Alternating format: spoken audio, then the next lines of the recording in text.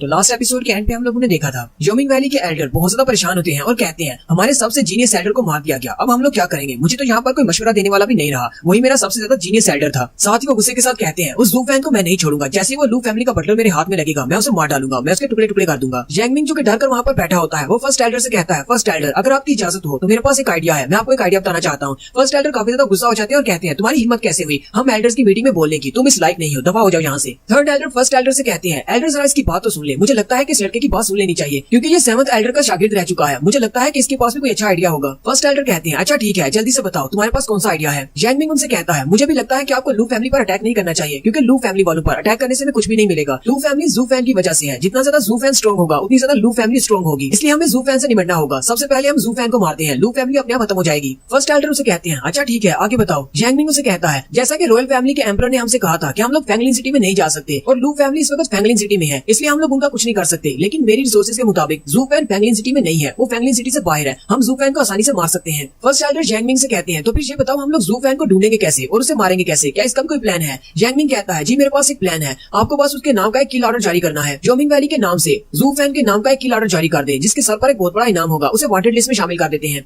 फिर इस पूरे कॉन्टिनेंट में उसके लिए भागने का कोई भी रास्ता नहीं होगा, कोई भी फैमिली उसे पनाह नहीं देगी और जब उसके लिए भागने के लिए कोई भी जगह नहीं बचेगी तो हमें पता है कि वो वापस कहाँ पर आएगा, वो अपने फैंगलिन सिटी में वापस आएगा और जैसे वो फैंगलिन सिटी में वापस आएगा हम लोग फैंगलिन सिटी के बाहर उसका इंतजार करेंगे और रास्ते में ही उसे मार डालेंगे और उसे फैंगलिन सिटी में पहुंचने नहीं देंगे। फर्स्ट एल्डर उसका आइडिया सुनकर बहुत ज्यादा खुश हो जाते हैं और कहते हैं तुम तो एक जीनियस हो, मैं तुमसे बहुत ज्यादा खुश हूँ। साथ ही वो अपने डिसाइपल्स को बुलाते हैं और कहते हैं जल्दी से किल ऑर्डर जारी करो जू फैन के नाम का और नीचे योमिंग वैली का नाम लिखना और साथ में कंडीशंस में लिखना कि जो फैमिली हमें जू फैन के बारे में बताएगी कि जू फैन कहाँ पर है हम लोग उसे अपनी सब्सिडरी फैमिली बना लेंगे। जो फैमिली हमें जू फैन का सर काट कर ला कर देगी उस फैमिली को हम लोग अपनी सब्सिडरी फैमिली में सबसे ऊपर रखेंगे, यानी कि उस एक फैमिली के नीचे 1000 फैमिलीज होंगी, उसे हम लोग एक लीडर बना देंगे। जैंगमिंग भी काफी ज्यादा खुश हो जाता है और कहता है जू फैन तुम एक मॉन्स्टर हो, तुम्हें मैं नहीं मार सकता क्योंकि मेरे पास इतनी स्ट्रेंथ नहीं है, लेकिन अब जबकि मैंने तुम्हारे नाम का किल ऑर्डर जारी करवा दिया है अब तुम्हारे बचने के लिए कोई भी जगह नहीं बची, तुम कहाँ पर छुप कर जाओगे, तुम्हें एक ना एक दिन मरना होगा। थर्ड एल्डर जैंगमिंग की तरफ देखते हैं और कहते हैं ये लड़का लगता है कि अपना रिवेंज लेना चाहता है, हालांकि ये सिर्फ बदला लेने के लिए ये सब कुछ कर रहा है, लेकिन इसका आइडिया बहुत ज्यादा अच्छा है, इसने सेवंथ जीनियस से कुछ ना कुछ तो सीखा है। थर्ड एल्डर फर्स्ट एल्डर से कहती है ये बात आप भी जानते हैं कि जू फैन बहुत ज्यादा स्ट्रॉन्ग है, उसने हमारे सेवंथ एल्डर को बड़ी आसानी से मार दिया, अगर वो सेवंथ एल्डर को मार सकता है तो बाकी की आम फैमिलीज उसके सामने कुछ भी नहीं कर पाएंगी, वो सभी को मार सकता है। मुझे तो लगता है कि हम फैमिली एल्डर्स को ही आगे बढ़कर उसको मारना होगा और जहाँ तक मेरा अंदाजा है जू फैन इतना स्ट्रॉन्ग है हम एल्डर्स में से टॉप 5 एल्डर्स ही उसका मुकाबला कर सकते हैं और कोई भी नहीं। और अगर हम में से कोई डीमन कल्टीवेटर हो तो ये तो बहुत ज्यादा अच्छा रहेगा क्योंकि जू फैन भी एक डेविल कल्टीवेटर है और हमारे टॉप 5 में से सिर्फ एक ही ऐसा बंदा है जो कि एक डेविल कल्टीवेटर है। हमारे पास एल्डर नंबर 5 है। फिफ्थ एल्डर हमारे रेड डिमोनिक फायर को यूज करते हुए अपनी कल्टीवेशन को बढ़ाते हैं, इसके अलावा उन्होंने गोल्डन क्विक सैंड को यूज करते हुए अपनी बॉडी को रिफाइन किया हुआ है। मुझे लगता है कि हमारे फिफ्थ एल्डर जू फैन का मुकाबला कर सकते हैं और यहीं पर फिफ्थ एल्डर को दिखाते हैं। फिफ्थ एल्डर जो कि अपने हाथ में शीशा पकड़कर अपने बालों को सीधा कर रहा होता है वो उनसे कहता है मेरी तरफ तो देखना भी मत, मैं ये काम नहीं करने वाला, मुझे एक खास मीटिंग में जाना है फ्लावर रेन टावर में, मेरे पास किसी जू फैन को मारने के लिए टाइम नहीं है। फर्स्ट एल्डर गुस्सा हो जाते हैं और कहते हैं तुम बेवकूफ कहेंगे, अपनी फैमिली का बदला लेने से ज्यादा और क्या जरूरी हो सकता है, तुम वहाँ पर रेनिंग टावर में जाकर उन औरतों के साथ कल्टीवेट करना चाहते हो, उन औरतों में ऐसा क्या खास है। थर्ड एल्डर फर्स्ट एल्डर से कहते हैं आपको उनके बारे में सिर्फ बात नहीं करनी चाहिए, हालांकि वहाँ पर रेनी फ्लावर टावर में सारी की सारी औरतें हैं लेकिन वो सारी सेवंथ बड़ी फैमिलीज में से एक फैमिली से ताल्लुक रखती है, यानी कि उन सब ने सेवंथ फैमिलीज में अपनी जगह बनाई है और वो काफी ज्यादा स्ट्रॉन्ग है और उनकी बनाई हुई पिल्स वो बहुत ज्यादा खास होती है। और अगर उन्होंने फिफ्थ एल्डर को वहाँ पर बुलवाया है, इन्वाइट किया है, तो इसका मतलब उन्हें इनकी रेड डिमोनिक फायर चाहिए होगी जिससे वो कोई नई पिल्स बना सकती है, हमें लगता है कि इसको वहाँ पर जाना चाहिए। फर्स्ट एल्डर कहते हैं मुझे वो औरतें कभी भी पसंद नहीं आई, उन सारी औरतों ने मिलकर सेवंथ बड़ी फैमिलीज में अपनी जगह बना ली, तुम देखना एक ना एक दिन ऐसा जरूर आएगा जब मैं उन सारी औरतों को मारकर उनके पूरे इलाके पर कब्जा कर लूंगा। थर्ड एल्डर फर्स्ट एल्डर से कहते हैं मैं चाहता हूँ कि आप जैंगमिंग को हमारी मीटिंग्स में आने की इजाजत दें, मैं इसे सेवंथ एल्डर की जगह पर अपनी मीटिंग्स में लेकर आना चाहता हूँ, मैं चाहता हूँ कि मैं इसे अपना स्टूडेंट बना लूँ क्योंकि इसने सेवंथ एल्डर से बहुत कुछ सीखा है और ये भी एक जीनियस है। फर्स्ट एल्डर से कहते हैं चलो ठीक है तुम इसे अपने पास रख सकते हो, तुम इसे अपना स्टूडेंट बना लो, आज के बाद ये हमारे सेवंथ एल्डर की जगह लेगा और फ्यूचर में ये हमारा सेवंथ एल्डर बनेगा। जैंगमिंग बहुत ज्यादा खुश हो जाता है और फर्स्ट एल्डर का शुक्रिया अदा करता है। नेक्स्ट सीन ब्लैकविंड माउंटेन का दिखाया जाता है जहाँ पर एक केव होती है, उस केव के अंदर टॉन्गलिन बैठा एक सीक्रेट टेक्निक को कल्टीवेट कर रहा है, वही सीक्रेट टेक्निक जो कि जू फैन ने उसको दी थी। मिसली वहाँ पर आती है, मिसली जैसी वहाँ पर आती है टॉन्गलिन उसे कहता है तुम्हारी ये छुपने की टेक्निक तो बहुत ज्यादा इंप्रेसिव है, तुम तो बहुत ज्यादा अच्छी होती जा रही हो, हालांकि तुम यहाँ पर मेरे पीछे पहुंच चुकी हो लेकिन मुझे अभी तक कुछ महसूस नहीं हो रहा कि तुम यहाँ पर आ गई हो। मिसली उसे कहती है मुझे अपने बारे में बताओ कि तुम यहाँ पर कौन सी टेक्निक को कल्टीवेट कर रहे हो क्योंकि अभी सिर्फ 1 साल हुआ है और तुमने इस टेक्निक को कल्टीवेट करते हुए अपनी बोन फॉर्जिंग ग्राउंड में चले गए हो, ये कौन सी डिमोनिक टेक्निक है जो तुम कल्टीवेट कर रहे हो। क्या तुम्हें पता है कि कियानलांग पवेलियन के बहुत सारे गार्ड्स तुमसे बहुत ज्यादा जेलस हैं क्योंकि उन्हें लगता था कि तुम कभी बोन फॉर्जिंग ग्राउंड में नहीं जा पाओगे। टॉन्गलिन हंसना शुरू कर देता और कहता है ब्रदर जू फैन ने जो मुझे सीक्रेट टेक्निक दी थी वो बहुत ज्यादा अमेजिंग है। टॉन्गलिन उसे कहता है मिसली तुमने मुझे जो 20 बच्चे दिए थे उनमें से सिर्फ एक ही बच्चा बच पाया है, अब मुझे और ज्यादा बच्चों की जरूरत है। मिसली काफी ज्यादा हैरान हो जाती है और चिल्लाकर कहती है क्या मतलब है तुम्हारा कि सिर्फ एक ही बचा है, मैं तुम्हें 20 बच्चे देकर गई थी, उनमें से सिर्फ एक ही जिंदा बचा है, बाकी सारे मर गए। टॉन्गलिन उसे कहता है ये तो बहुत ही अच्छी न्यूज है कि मेरे पास 20 में से एक बच्चा तो बचा, लास्ट टाइम तुम मुझे 50 लेकर गई थी उनमें से एक भी नहीं बचा, वो सारे के सारे मर गए थे। लेकिन लू फैमिली के लिए ये सब कुछ किया जा सकता है, तुम मुझे और बच्चे ला कर दो, मैं उन्हें ये सीक्रेट टेक्निक सिखाऊंगा और देखते हैं उनमें से कितने ज्यादा बचते हैं। मिस लियो से कहती है तुम भी यहाँ पर कल्टीवेशन कर रहे हो और तुम्हारा ब्रदर जू फैन वो भी बहुत ज्यादा कल्टीवेशन कर रहा है। हालांकि आप देखो उसने क्या कर दिया है, वो अपने पास एक नोट निकालती है और टोंगलिंग को पकड़ा देती है। मिस लियो से कहती है तुम्हारे भाई ने जोमिंग वैली के 7th एल्डर को मार दिया है और जोमिंग वैली ने उसके नाम का किल ऑर्डर जारी कर दिया है। अब वो इस पूरे कॉन्टिनेंट पे कहीं पर भी छुप नहीं सकता, जहाँ पर भी जाएगा हंटर्स उसका पीछा करेंगे और उसे मार डालेंगे। इस किल ऑर्डर का नाम सुनकर क्या आपको जॉन विक मूवी याद आ रही है या नहीं, कमेंट करके बताइएगा। टोंगलिंग उसी बात सुनने के बाद हंसना शुरू कर देता है और कहता है मेरा ब्रदर जू फैन तो वाकई में बहुत ज्यादा स्ट्रॉन्ग है, उसने 7th एल्डर को मार दिया, इसका मतलब जब वो वापस आएगा तो पहले से बहुत ज्यादा स्ट्रॉन्ग होकर वापस आएगा। साथ ही वो मिस ली से कहता है तुम्हें इस बारे में परेशान होने की जरूरत नहीं, जितनी स्ट्रेंथ उसके पास है कोई भी जोमिंग वैली का असैसिन उसे नुकसान नहीं पहुंचा सकता। मिस ली से कहती है तुम्हें किसने कहा कि मैं उसके लिए परेशान हो रही हूँ, मुझे तो इस बात से गुस्सा आ रहा है कि उसने जोमिंग वैली के 7th एल्डर को सिर्फ एक लड़की के लिए मार दिया। आखिर वो कब से इस तरह का आशिक मिजाज निकल आया और ना ही वो इतना अच्छा इंसान था कि किसी लड़की के लिए वो जोमिंग वैली से पंगा ले ले। टोंगलिंग उसे कहता है तो इस बात से तुम गुस्सा हो, इस बात में इतना हैरान होने वाली कौन सी बात है, ब्रदर जू फैन भी एक मर्द है और किसी लड़की के लिए अगर वो कुछ अच्छा कर रहा है तो इसमें तो अच्छी बात है। आखिर वो नाइंसाफी के खिलाफ खड़ा हुआ है।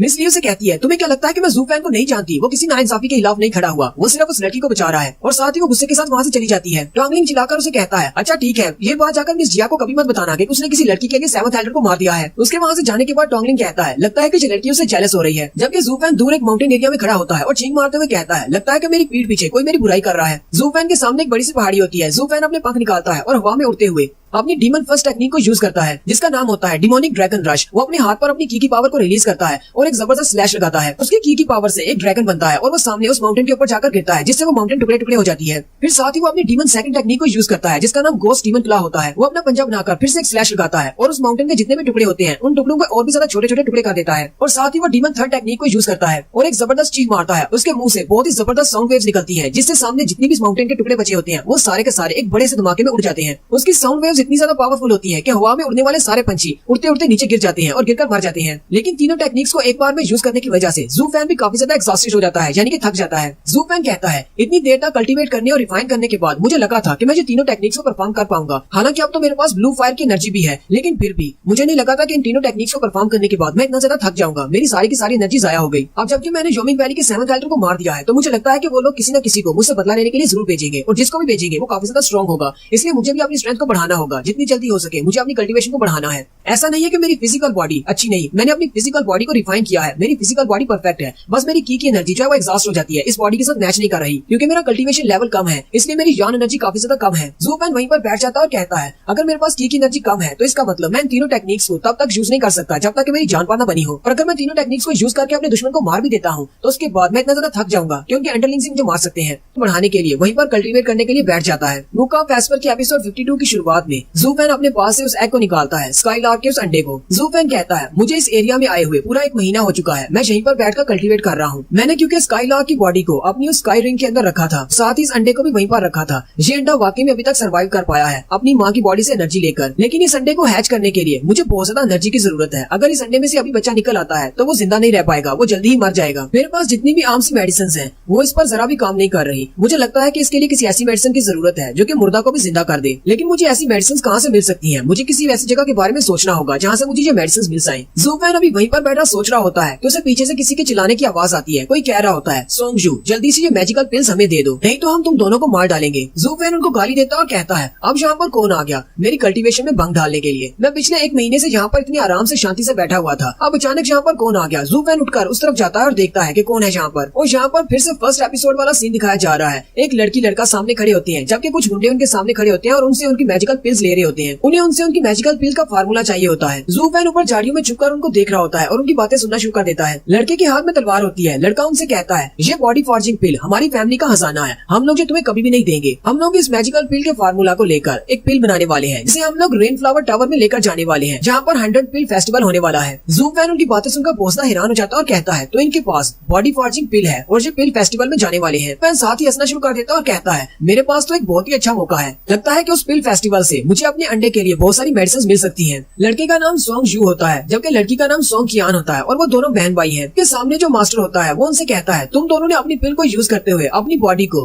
बोन फॉर्जिंग रॉम में ले आए हो, लेकिन तुम लोगों के पास अभी इतनी स्ट्रेंथ नहीं है कि मेरे जैसे मास्टर का सामना कर पाओ। तुम्हारी सोंग फैमिली एक 3rd रेट फैमिली है, तुम्हारे पास इस तरह की 4th लेवल की पिल का फार्मूला नहीं होना चाहिए, जल्दी से ये फार्मूला हमें दे दो। सोंग जू अपनी तलवार लेकर उस पर अटैक करने के लिए आगे बढ़ता है और कहता है हम लोग तुम्हें ये फार्मूला कभी नहीं देंगे, ये हमारी सोंग फैमिली की अमानत है। लेकिन सामने वाला मास्टर बहुत ज्यादा स्ट्रॉन्ग होता है वो सोंगजू और सोंगकियान दोनों को ही पीटता है, जिसकी वजह से वो दोनों नीचे गिर जाते हैं। वो बूढ़ा मास्टर आगे बढ़ता है और मिस सोंगकियान से कहता है, मिस सोंगकियान आप ये सब कुछ क्यों कर रही हैं? जल्दी से ये फार्मूला मुझे दे दे। क्या आप चाहती हैं कि मैं इस बूढ़ी उम्र में आपके पूरे कपड़े उतारकर आपकी तलाशी लूं? और साथ ही वो ब्लश कर रहा होता है, ठरकी बूढ़ा कहीं का। सोंगकियान अपने भाई से कहती है, ब्रदर कहीं तुम्हें डर तो नहीं लग रहा? सोंगजू से कहता है, नहीं मुझे डर नहीं लग रहा। फिर वो तलवार उठाती है और अपने दोनों के गले पे रख लेती है और कहती है, हम लोग इसे ये हसाना कभी भी नहीं देंगे, ये फार्मूला इसका नहीं हो सकता, हम लोग यहाँ पर अपनी जान दे देंगे, लेकिन अपनी सोंग फैमिली का सीक्रेट फार्मूला किसी को नहीं देंगे। उसी वक्त एक पत्ता उड़ता हुआ आता है और उसकी तलवार पर लगता है और उसके हाथ से तलवार गिर जाती है। उनके सामने जो बूढ़ा मास्टर खड़ा होता है वो भी जल्दी से पीछे की तरफ देखता है और कहता है, कौन है यहाँ पर? किसने हमें डिस्टर्ब करने की कोशिश की है? बिल्कुल फर्स्ट एपिसोड के सीन की तरह ज़ू फैंग झाड़ियों में से निकलता है और कहता है, ये तो सिर्फ एक 4th लेवल की पिल है, तुम्हें इस सब के लिए इन सबको मारने की जरूरत नहीं है। मास्टर उसे देखकर हंसना शुरू कर देते हैं और कहते हैं, मैं भी सोच रहा था कि इतना बहादुर कौन आ गया कि जिसने मुझे देखकर मुझ पर अटैक किया है। तुम तो सिर्फ एक बच्चे हो जो जंगल में घूम फिर रहे हो और तुम्हारी कल्टीवेशन को देखकर लग रहा है जैसे तुम अभी अभी बोन फॉर्जिंग ग्राउंड में शामिल हुए हो। तुम्हारे पास तो इतनी स्ट्रेंथ ही नहीं है, तुम मुझे कैसे रोकोगे? मास्टर ज़ू फैंग से कहते हैं, मुझे लगता है कि तुम एक डीमन कल्टीवेटर हो और अगर डीमन कल्टीवेटर होते हुए तुम मुझे इस तरह की बात कहोगे तो मुझे तो हंसी आएगी ही। तुम कह रहे हो कि मैं दोनों को ना मारूं, जबकि तुम्हारे डीमन कल्टीवेटर किसी को बिला वजह भी मार देते हैं। ज़ू फैंग कहता है, मैं यहाँ पर किसी को मारने की बात नहीं कर रहा, मैं तो यहाँ पर बचाने की बात कर रहा हूँ। मैं कह रहा हूँ कि यहाँ पर स्ट्रेंथ की बात हो रही है, मैं इन दोनों को बचाना चाहता हूँ। क्या तुम्हारे पास इतनी स्ट्रेंथ है कि तुम मेरे होते हुए इन दोनों को मार सको? सोंगजू ज़ू फैंग से कहता है, ब्रदर जल्दी से यहाँ से चले जाओ, हमारी वजह से तुम्हें मरने की जरूरत नहीं है, तुम इतने ज्यादा स्ट्रॉन्ग नहीं हो कि मास्टर का सामना कर पाओ। जबकि मास्टर हंसते हुए कहते हैं, बहुत देर हो चुकी है, अब ये यहाँ से भागकर नहीं जा सकता, और वो साथ ही ज़ू फैंग पर अटैक करने के लिए आगे बढ़ते हैं। और ज़ू फैंग से कहते हैं, तुमने अपनी मौत को खुद दावत दी है, तुम्हें क्या पड़ी थी किसी के मामले में आकर टांग अड़ाने की? लेकिन ज़ू फैंग उसके सामने बड़े ही आराम से खड़ा होता है और हल्का सा मुस्कुराता है और साथ ही एक स्लैश लगती है और उसके बाद उस मास्टर का सर कटकर अलग हो जाता है। वो दोनों बहन भाई और साथ ही मास्टर के जितने डिसाइपल्स होते हैं वो सारे भी देखकर बहुत ज्यादा हैरान हो जाते हैं। मास्टर के डिसाइपल कहते हैं, ये तो एक मॉन्स्टर है, और वो डरकर वहाँ से भाग जाते हैं। जबकि ज़ू फैंग भी उस मास्टर को मारने के बाद पीछे की तरफ मुड़ जाता है। ज़ू फैंग अब यहाँ पर अपनी नौटंकी शुरू करने वाला है। वो दोनों बहन भाई आगे बढ़ते हैं और कहते हैं, रुको जरा, हमारी बात तो सुनो। ज़ू फैंग उस लड़की से कहता है, क्या मसला है? वो लड़की ब्लश करते हुए वहीं पर रुक जाती है। सोंगकियान उसे कहती है, मुझे तुम्हारा नाम नहीं पता, क्या तुम मुझे अपना नाम बताओगे? तुमने हम दोनों की जान बचाई है, हमारी सोंग फैमिली तुम्हारे इस एहसान का बदला जरूर चुकाएगी, जल्दी से बताओ तुम्हें क्या चाहिए? ज़ू फैंग उसे इग्नोर करते हुए आगे बढ़ जाता है और कहता है, मुझे तुम लोगों से कुछ भी नहीं चाहिए, मैं यहाँ से जा रहा हूँ। जबकि सोंगकियान सोच रही होती है, अपनी पूरी फैमिली में मैं सबसे ज्यादा खूबसूरत हूँ, सारे लड़के मेरे ऊपर मरते हैं, फिर ये मेरी तरफ देख क्यों नहीं रहा? सोंगकियान फिर से भागती हुई उसके सामने जाकर खड़ी हो जाती है और उसका रास्ता रोक लेती है। ज़ू फैंग उसे कहता है, अब तुम्हें मुझसे क्या कहना है? तुम मेरे रास्ते में क्यों खड़ी हो? सोंगकियान ज़ू फैंग से पूछती है, तुम कहाँ पर जा रहे हो? ज़ू फैंग वहाँ से दूसरी तरफ घूम जाता है और कहता है, इस बात से तुम्हारा क्या ताल्लुक है? मैं जहाँ मर्जी जाऊँ। सोंगकियान गुस्सा हो जाती है, फिर वो साथ ही उसे कहती है, हम लोग 100 पिल फेस्टिवल के लिए रेन फ्लावर टावर में जा रहे हैं, क्या तुम हमारे साथ जाना चाहोगे अगर तुम उस तरफ जा रहे हो तो? ज़ू फैंग कहता है, क्या तुम लोग हेयो सिटी में जा रहे हो? वो उसे कहती है, हाँ हम लोग हेयो सिटी में जा रहे हैं। ज़ू फैंग कहता है, मैंने सुना है कि हेयो सिटी के मेन बिल्डिंग में 7th रॉयल फैमिली रहती है। सोंगजू भी भागता हुआ आगे आ जाता है और कहता है, हाँ तुमने बिल्कुल ठीक सुना है, हर 10 साल के बाद वहाँ पर एक फेस्टिवल होता है जहाँ पर हर फैमिली से एक बंदे को बुलाया जाता है, एक अल्केमिस्ट को, जो कि अपनी पेश को वहाँ पर पेश करते हैं। और 7 बड़ी फैमिलीज में से एक बड़ी फैमिली भी वहाँ पर रहती है। उस पिल फेस्टिवल में अगर तुम्हारी पिल मुकाबले में जीत जाती है तो हमें बहुत बड़ा इनाम मिलता है। 7 बड़ी फैमिली वाले हमें अपनी ब्लेसिंग्स देते हैं और हमें अपनी अफिलिएट फैमिली के तौर पर ज्वाइन करने का मौका देते हैं। ज़ू फैंग थोड़ी देर सोचने का नाटक करता है और वो सोच रहा होता है, 100 फेस्टिवल पिल में बहुत सारी ऐसी मेडिसिन हो सकती हैं जो कि मेरे काम आ सकती हैं। उन मेडिसिन को यूज करके मैं अपने अंडे की वाइटैलिटी को ठीक कर सकता हूँ और हो सकता है कि वहाँ पर मुझे 7 बड़ी फैमिलीज में से किसी एक बड़ी फैमिली के साथ एफिलिएट होने का मौका मिल जाए। मैं उनको भी अपना दोस्त बना सकता हूँ, इससे हमारी ब्लू फैमिली की स्ट्रेंथ बढ़ जाएगी। ज़ू फैंग उन दोनों से कहता है, तुम दोनों की ये बातें सुनने के बाद मुझे भी इंटरेस्ट हो गई है, मैं भी 100 पिल फेस्टिवल में जाना चाहता हूँ, मुझे तुम लोग अपने साथ ले जाओ। सोंगकियान काफी ज्यादा खुश हो जाती है और कहती है, ये तो बहुत ही अच्छा है, चलो ठीक है, हम तुम्हें अपने साथ ले चलते हैं। जबकि ज़ू फैंग का तो शुरू से यही प्लान था कि ये दोनों अपने आप इसे अपने साथ लेकर जाएं।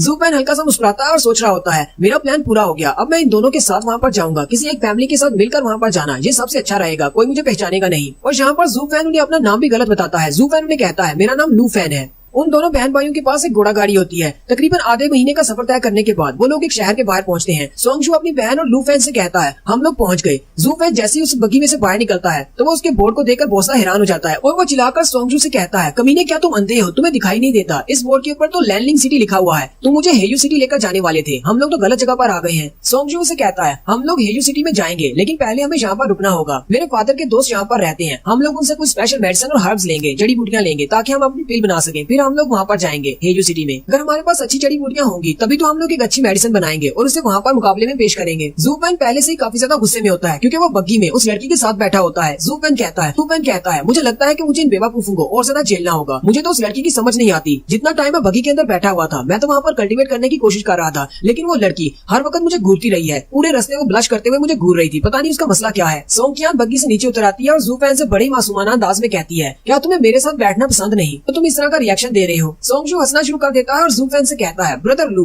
मेरे साथ भी बिल्कुल ऐसा ही है। मुझे भी हमेशा बहुत ज्यादा जल्दी रहती है रेन फ्लावर टावर में जाने की, क्योंकि वहाँ पर बहुत सारी लड़कियां हैं। मैंने सुना है कि उस नोबल फैमिली की 15 हेड हैं और वो सारी की सारी लड़कियां हैं और ऊपर से वो सारी की सारी बहुत ज्यादा खूबसूरत है। इन खास तौर पर उनकी जो मेन बिल्डिंग है उसकी हेड तो बहुत ज्यादा खूबसूरत है। उसका नाम मिस चू है। वो इन सारी 15 लड़कियों में सबसे ज्यादा खूबसूरत है। मैं भी वहाँ पर जल्दी से जल्दी पहुँचना चाहता हूँ ताकि मैं खूबसूरत लड़कियों को देख सकूँ। उसकी बहन उसकी बातें सुनकर बहुत ज्यादा गुस्सा हो जाती है और आकर उसका गला पकड़कर उसे झंझोड़ना शुरू कर देती है, जबकि जू फैन को उनकी बातें सुनकर गुस्सा आ रहा होता है। जू फैन कहता है, मैं कहाँ इन बेवकूफों में फंस गया हूँ। जल्दी से जल्दी इन लोगों से दूर जाना होगा, नहीं तो मेरे अंदर भी कोई बेवकूफी का कीड़ा घुस जाएगा। वो लोग अभी वहीं पर खड़े होते हैं कि वहाँ पर उस लैंडलिंग सिटी के अंदर से एक लड़का बाहर निकलता है और वो कियान को आवाज देता है। वो सारे हैरान होकर उसकी तरफ देखते हैं। सोंग कियान उस लड़के के पास चली जाती है, जबकि सोंग जू जू फैन को उसके बारे में बताता है कि ये हमारे अंकल का बेटा है। हालांकि इनकी फैमिली एक सेकंड रेट फैमिली है और हमारी थर्ड रेट फैमिली है। ये लोग हमें जरा भी घास नहीं डालते और हमें बहुत ही कम समझते हैं। मुझे तो बिल्कुल भी कुछ नहीं समझते, लेकिन ये बहुत बड़ा ठरकी है और हर वक्त मेरी बहन के पीछे पड़ा रहता है। जू फैन सोच रहा होता है, सोंग फैमिली की हालत बिल्कुल मेरी लू फैमिली जैसी है। यहाँ पर भी केस बिल्कुल वैसा ही है। अगर मैं अपनी लू फैमिली की हेल्प नहीं करता तो वो भी एक सेकंड रेट फैमिली बनकर रह जाते, लेकिन अब मेरी वजह से वो लोग काफी हायर अप हो चुके हैं। हालांकि ये दोनों फैमिलीज बिल्कुल सेम है, लेकिन इनकी किस्मत अलग है। इस डायलॉग की समझ आपको नेक्स्ट एपिसोड में आएगी। इस एपिसोड को यहीं पर खत्म करते हैं। नेक्स्ट एपिसोड में देखेंगे कि कौन बड़ा धोखेबाज है, जू फैन या फिर कोई और। ये दुनिया धोखेबाजों से भरी पड़ी है।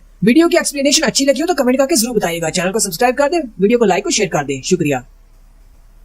हेलो गाइस, कैसे हैं आप सब लोग। द बुक ऑफ एस्पर की एपिसोड 53 के साथ हाजिर हूँ। अभी तक जिसने मेरे चैनल को सब्सक्राइब नहीं किया वो चैनल को सब्सक्राइब कर दे, वीडियो को लाइक और शेयर कर दे। शुक्रिया। लास्ट एपिसोड के एंड पे हमने देखा था वो दोनों बहन भाई जू फैन को अपने अंकल के घर ले जाते हैं जो कि लैंडलिन सिटी में रहते हैं। वो लोग अभी शहर से बाहर ही होते हैं कि वहीं पर उनका कजिन बाहर आ जाता है जो कि बहुत बड़ा ठरकी है और वो उसकी बहन पर लाइनें मार रहा होता है। सोंग शू जू फैन को उसके बारे में बताता है कि ये ऐसा ही करता है। ये क्योंकि सेकंड क्लास फैमिली से है इसलिए ये हमें कुछ भी नहीं समझते, क्योंकि हम लोग थर्ड क्लास फैमिली से हैं। उस लड़के की नजर जू फैन में पड़ती है। वो उनसे कहता है, ये लड़का कौन है। सोंग शू आगे बढ़ता है और उसे कहता है, ये हमारा दोस्त है। ये हमारे साथ आया है क्योंकि ये हमारे साथ रेन फ्लावर सिटी में जाने वाला है। और साथ ही वो अपने कजिन से कहता है, कजिन तुम्हें कैसे पता चला हम लोग जहाँ पर आने वाले हैं, जो तुम दरवाजे पर हमें लेने के लिए आ गए हो। वो उसे कहता है, तुम्हारे डैड ने मुझे एक लेटर भेजा था इसलिए मुझे पहले से पता था, मैं यहाँ पर तुम्हें लेने के लिए आया हूँ। कजिन आगे बढ़ता है और जू फैन के पास जाकर उसे कहता है, सोंग कियान के साथ तुम्हारा क्या रिलेशन है, कहीं उसके साथ तुम्हारा कोई चक्कर तो नहीं चल रहा। सोंग शू फिर से आगे बढ़ जाता है और उसे कहता है, कजिन ये मेरा दोस्त है, मैंने तुमसे कहा ना इसका कोई भी ताल्लुक नहीं सोंग कियान के साथ। लेकिन उसका कजिन गुस्से हो जाता है और सोंग शू को जबरदस्त थप्पड़ मारता है जिससे वो पीछे जाकर गिरता है और वो बड़े एटीट्यूड के साथ उसे कहता है, सोंग शू मैंने तुम्हारे साथ तो बात की ही नहीं, तुम्हें किसने कहा कि अपना मुंह खोलो। कजिन उसे मारने के बाद फिर से जू फैन से कहता है, चलो अब जल्दी से बको, तुम्हारा इस लड़की के साथ क्या ताल्लुक है, तुम यहाँ पर क्यों आए हो। जू फैन के बारे में तो आप जानते ही हैं कि जू फैन कैसा है। जू फैन आगे से हंसना शुरू कर देता है और कहता है, क्या तुम्हें पता है हम लोग पूरे रास्ते बगी में एक साथ थे, पूरे रास्ते हम दोनों एक साथ सो रहे थे, एक साथ खा पी रहे थे। अब खुद ही समझ लो कि मेरा उसके साथ क्या रिलेशनशिप हो सकता है। पूरे महीने के लिए हम दोनों एक ही वैगन के अंदर थे, हम दोनों उसमें से बाहर नहीं निकले। अब जरा सोच कर बताओ कि हॉकी की पावर की तरह जैसे ही वो अपनी पावर को रिलीज करते हैं तो सामने वाला सख्ते में आ जाता है, यानी थोड़ी देर के लिए हैंग हो जाता है। जू फैन की किलिंग इंटेंट को देखकर वो कजिन वहीं पर रुक जाता है। जू फैन उसके कान के करीब जाकर उसे कहता है, दोबारा कभी भी किसी लड़की के लिए मेरे सामने शो ऑफ करने की कोशिश मत करना, नहीं तो मैं तुम्हारे टुकड़े कर दूंगा। और साथ ही वो आगे बढ़ जाता है, जबकि वो कजिन वहीं पर बैठ जाता है और डर के मारे बैठा कांप रहा होता है। कजिन की हालत भी बिल्कुल वैसी होती है जैसे कि जाओकिंग के भाई की हो गई थी जब पहली बार जू फैन ने उसे मारने की कोशिश की थी। ना सिर्फ कजिन बल्कि सोंग फैमिली के दोनों भाई बहन भी उसकी पावर को देखकर बहुत ज्यादा हैरान होते हैं। जबकि वो दोनों बहन भाई भी बहुत ज्यादा हैरान होते हैं कि यहाँ पर हो क्या रहा है, अंकल को क्या हो गया, वो तो बहुत ज्यादा गुस्से में थे, अचानक ये हंस क्यों रहे हैं। जू फैन उन दोनों भाई बहन से कहता है, तुम दोनों ने कहा था कि तुम लोग सेकंड क्लास फैमिली से हो इसलिए की फैमिली वाले तुम्हें घास नहीं डालते, लेकिन अंकल तो तुम्हारे साथ बहुत ही अच्छे से पेश आ रहे हैं, क्या तुम दोनों मुझसे झूठ बोल रहे थे। सोंग कियान उसे कहती है, ये हमारी की फैमिली के हेड है, लेकिन पहले तो कभी इन्होंने हमारे साथ ऐसे से बात नहीं की, पता नहीं आज इनको क्या हो गया है। सोंग शू भी कहता है, मुझे तो लगा था ये अपने बेटे के लिए बहुत ज्यादा गुस्सा हो जाएगा। जू फैन भी कहता है, हाँ मुझे भी यहाँ पर कुछ बहुत ज्यादा अजीब लग रहा है। सोंग कियान उसे कहती है, तुम दोनों को इस तरह की क्या सराहियां नहीं करनी चाहिए, अपने हिसाब मत लगाओ, हो सकता है कि वो आज बहुत ज्यादा अच्छे मूड में हो इसीलिए उन्होंने हमें कुछ नहीं कहा, चलो फिर जल्दी से अंदर चलते हैं। सोंग कियान जू फैन से कहती है, लू फैन मुझे पता है कि तुम काफी स्ट्रॉन्ग हो, लेकिन तुम सिर्फ बॉन फॉर्जिंग के फर्स्ट लेवल पर हो और हमारे अंकल तुमसे बहुत ज्यादा स्ट्रॉन्ग है, इसलिए उनको गुस्सा मत दिलाना, अगर उन्हें गुस्सा आ गया तो हम दोनों भी तुम्हें नहीं बचा पाएंगे। नेक्स्ट सीन की फैमिली के मेंशन का दिखाया जाता है। 3 घंटे के बाद जू फैन अपने रूम में आराम से बैठा कल्टीवेट कर रहा होता है। जू फैन कहता है, अब जबकि वो दोनों बेवकूफ यहाँ पर नहीं है, मैं यहाँ पर आराम से बैठकर कल्टीवेट कर सकता हूँ। वो दोनों की फैमिली वालों से बात करने के लिए गए हैं। थोड़ी देर के बाद दरवाजा खुलता है और वो दोनों बेवकूफ वापस आ जाते हैं, लेकिन वो बहुत ज्यादा घबरा घबराए हुए होते हैं और घबराती हुई आवाज के साथ जू फैन से कहते हैं। सोंग कियान पहले तो उसे जू कहती है, लेकिन साथ ही उसे कहती है मेरा मतलब ब्रदर लू, हमारी की फैमिली वालों ने तुम्हारे लिए खाने का इंतजाम किया है। उन्होंने कहा है कि हम सब लोग उनके साथ बैठकर वहाँ पर खाएंगे। जू फैन उन दोनों से कहता है की फैमिली वाले तुम्हारे रिश्तेदार हैं, मेरे नहीं, मैं उन लोगों को अच्छे से जानता नहीं, मैं उनके साथ खाने की दावत में बैठकर क्या करूंगा। सोंग जू चलाकर उसे कहता है तुम्हें लाजमी वहाँ पर जाना पड़ेगा। जू फैन उसे घूर कर देखता है, वो दोनों उससे डर जाते हैं। सोंग जू से कहता है मुझे गलत मत समझना, मैंने तुम पर चिल्ला दिया, असल में की फैमिली वाले काफी ज्यादा स्ट्रॉन्ग है और हम लोग उनसे काफी डरते हैं। उन्होंने कहा कि तुम्हें लेकर आना है तो हम तुम्हें अपने साथ लेकर जाएंगे।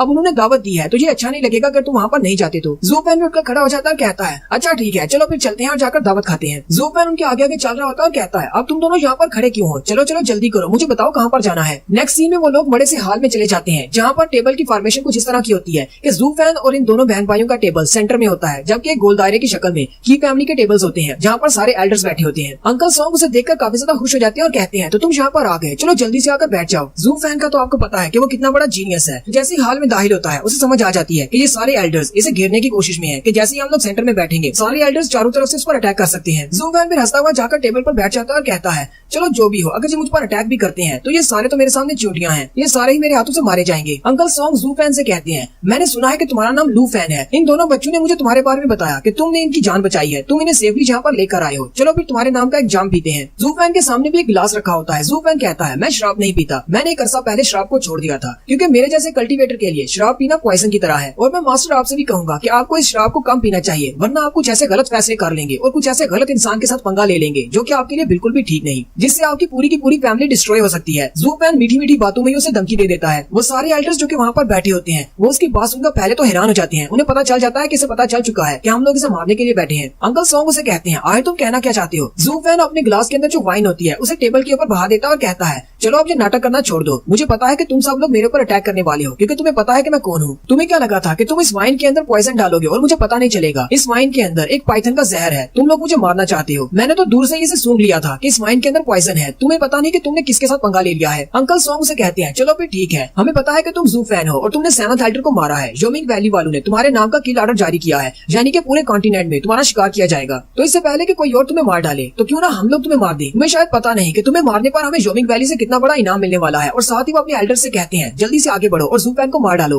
वो सारे एल्डर्स अपनी अपनी जगह पर ऊपर की तरफ जंप करते हैं और अपनी पावर्स को रिलीज करते हुए जू फैन पर अटैक कर देते हैं। जू फैन वाले टेबल पर एक जबरदस्त धमाका होता है। जैसे वहाँ से धुआं हटता है वो सारे लोग वहाँ पर देखते हैं कि क्या जू फैन मर गया या नहीं, लेकिन वहाँ पर कुछ भी नहीं होता। वो सारे उसे ढूंढना शुरू कर देते हैं आखिर जू फैन कहाँ पर चला गया। उसी वक्त जू फैन के हंसने की आवाज आती है। जू फैन ने उनके एक एल्डर के सर पर अपना हाथ रखा होता है और अपने ब्लडी बेबी को उसकी बॉडी के अंदर घुसाकर उसकी सोल को चोरी कर लेता है, जिससे वो एल्डर वहीं पर मर जाता है। जू फैन उसे मारने के बाद कहता है तो ये तुम्हारा पहला एल्डर था, अब बाकियों की बारी है। अंकल सॉन्ग उसे कहते हैं तुम तो वाकई में बहुत ज्यादा पावरफुल हो, हमने तो सिर्फ सुना था कि तुम एक बहुत बड़े मॉन्स्टर हो जिसने 7th एल्डर को मार डाला, अब हमने देख भी लिया है। जू फैन उनसे कहता है अगर तुमने देख लिया है कि मैं कितना ज्यादा स्ट्रॉन्ग हूँ तो फिर ये बेवकूफी क्यों कर रहे हो, क्यों मेरे हाथों से मरना चाहती हो। योमिंग वैली के एल्डर्स मुझे नहीं मार पाए तो तुम्हें क्या लगता है तुम मुझे मार सकते हो। अंकल सॉन्ग उसकी बात नहीं सुनते और उस पर अटैक करने के लिए आगे बढ़ते हैं और कहते हैं जितने ज्यादा पावरफुल तुम होगे उतना ज्यादा हमें ज्यादा इनाम मिलेगा तुम्हें मारने पर। जू फैन उसे कहता है तुम्हें तो पता ही नहीं तुम क्या कर रहे हो। जैसे वो पंच मारने के लिए उसके करीब पहुंचते हैं जू फैन भी आगे से अपना पंच मारता है और दोनों के पंचेस आपस में टकराते हैं। पंचेस के टकराने की वजह से अंकल पीछे की तरफ गिर जाते हैं और साथ ही उनके हाथ की तरफ दिखाते हैं। बेचारे अंकल सॉन्ग की सारी उंगलियां टूट जाती है। अंकल पीछे दीवार के साथ जाकर गिरते हैं और कहते हैं तुम हो क्या चीज, तुम्हारी बॉडी इतनी ज्यादा हार्ड है, तुम कोई इंसान नहीं, तुम एक मॉन्स्टर हो। जू फैन उन सबसे कहता है इस बात से तुम्हें फर्क नहीं पड़ना चाहिए कि मैं एक इंसान हूँ या फिर मॉन्स्टर, क्योंकि जहाँ पर तुम सभी लोग मरने वाले हो। और साथ ही जू फैन बड़ी स्पीड के साथ आगे बढ़ता है, सारे एल्डर्स के ऊपर अटैक करता है और उनको जख्मी कर देता है और सीधा अंकल सॉन्ग के पास चला जाता है और उसे गले से पकड़कर ऊपर उठा लेता है। अंकल सॉन्ग उसे कहते हैं प्लीज मुझे माफ कर दो, हम लोग तो इनाम की लालच में पागल हो गए थे जो तुम पर अटैक कर दिया, मुझे जाने दो प्लीज, इन दोनों बहन भाइयों की हाथरी मुझे जाने दो। मैं तुमसे वादा करता हूँ हमारी की फैमिली वाले कभी भी तुम्हारे दुश्मन नहीं बनेंगे, हम लोग तुम्हारे दोस्त बन जाएंगे। जू फैन अंकल सॉन्ग से कहता है मास्टर सॉन्ग मैंने आपसे पहले ही कहा था, जब मैं यहाँ पर आकर बैठा था मैंने कहा था कि इस तरह का कोई गलत फैसला मत करना कि तुम और तुम्हारी पूरी की पूरी फैमिली डिस्ट्रॉय हो जाए। अब जबकि तुमने ये कर दिया है तो तुम्हें पता है मैं एक डीमन कल्टीवेटर हूँ, मैं किसी को बख्शता नहीं हूँ, अब तुम्हें इसका नतीजा भुगतना होगा। और रही बात इन दोनों बहन भाइयों की, इन दोनों बहन भाइयों ने तुम्हारी बात मानकर मुझे तुम्हारे ट्रैप में फंसा दिया। मुझे इस बात से फर्क नहीं पड़ता कि इनकी क्या वजह थी, ये तुमसे डर कर इन्होंने ऐसा किया जहाँ पीछे तुम्हारे साथ मिले हुए हैं, लेकिन इन्होंने मुझे धोखा दिया है और जो भी मुझे धोखा देता है मैं उसे जिंदा नहीं छोड़ता। ये बात सुन के वो दोनों भाई बहन दोनों बहुत ज्यादा हैरान हो जाते हैं। वो दोनों इसे कहते हैं, ब्रदर ज़ूफैन, हम दोनों ने जानबूझकर कुछ भी नहीं किया, हमें फोर्स किया गया था, इन्होंने हमें डरा धमकाकर हमसे ये करवाया है। ज़ूफैन चिल्लाकर उन दोनों से कहता है, अपनी बकवास बंद करो, तुम दोनों ने ये कर दिया है, तुमने मुझे धोखा दे दिया है और अब तुम्हारे बचने की कोई चांसेस नहीं है, इसलिए तुम लोगों को मुझसे माफी मांगने की जरूरत भी नहीं। और यहीं पर हमारी एपिसोड 53 का एंड होता है। नेक्स्ट एपिसोड में देखेंगे कि क्या होने वाला है। क्या ज़ूफैन इन दोनों भाई बहन को छोड़ देगा और की फैमिली वालों का क्या होगा? क्या ये मास्टर सॉन्ग को मारेगा या नहीं? एपिसोड की एक्सप्लेनेशन अच्छी लगी हो तो कमेंट करके जरूर बताइएगा। चैनल को सब्सक्राइब कर दे, वीडियो को लाइक और शेयर कर दे। शुक्रिया।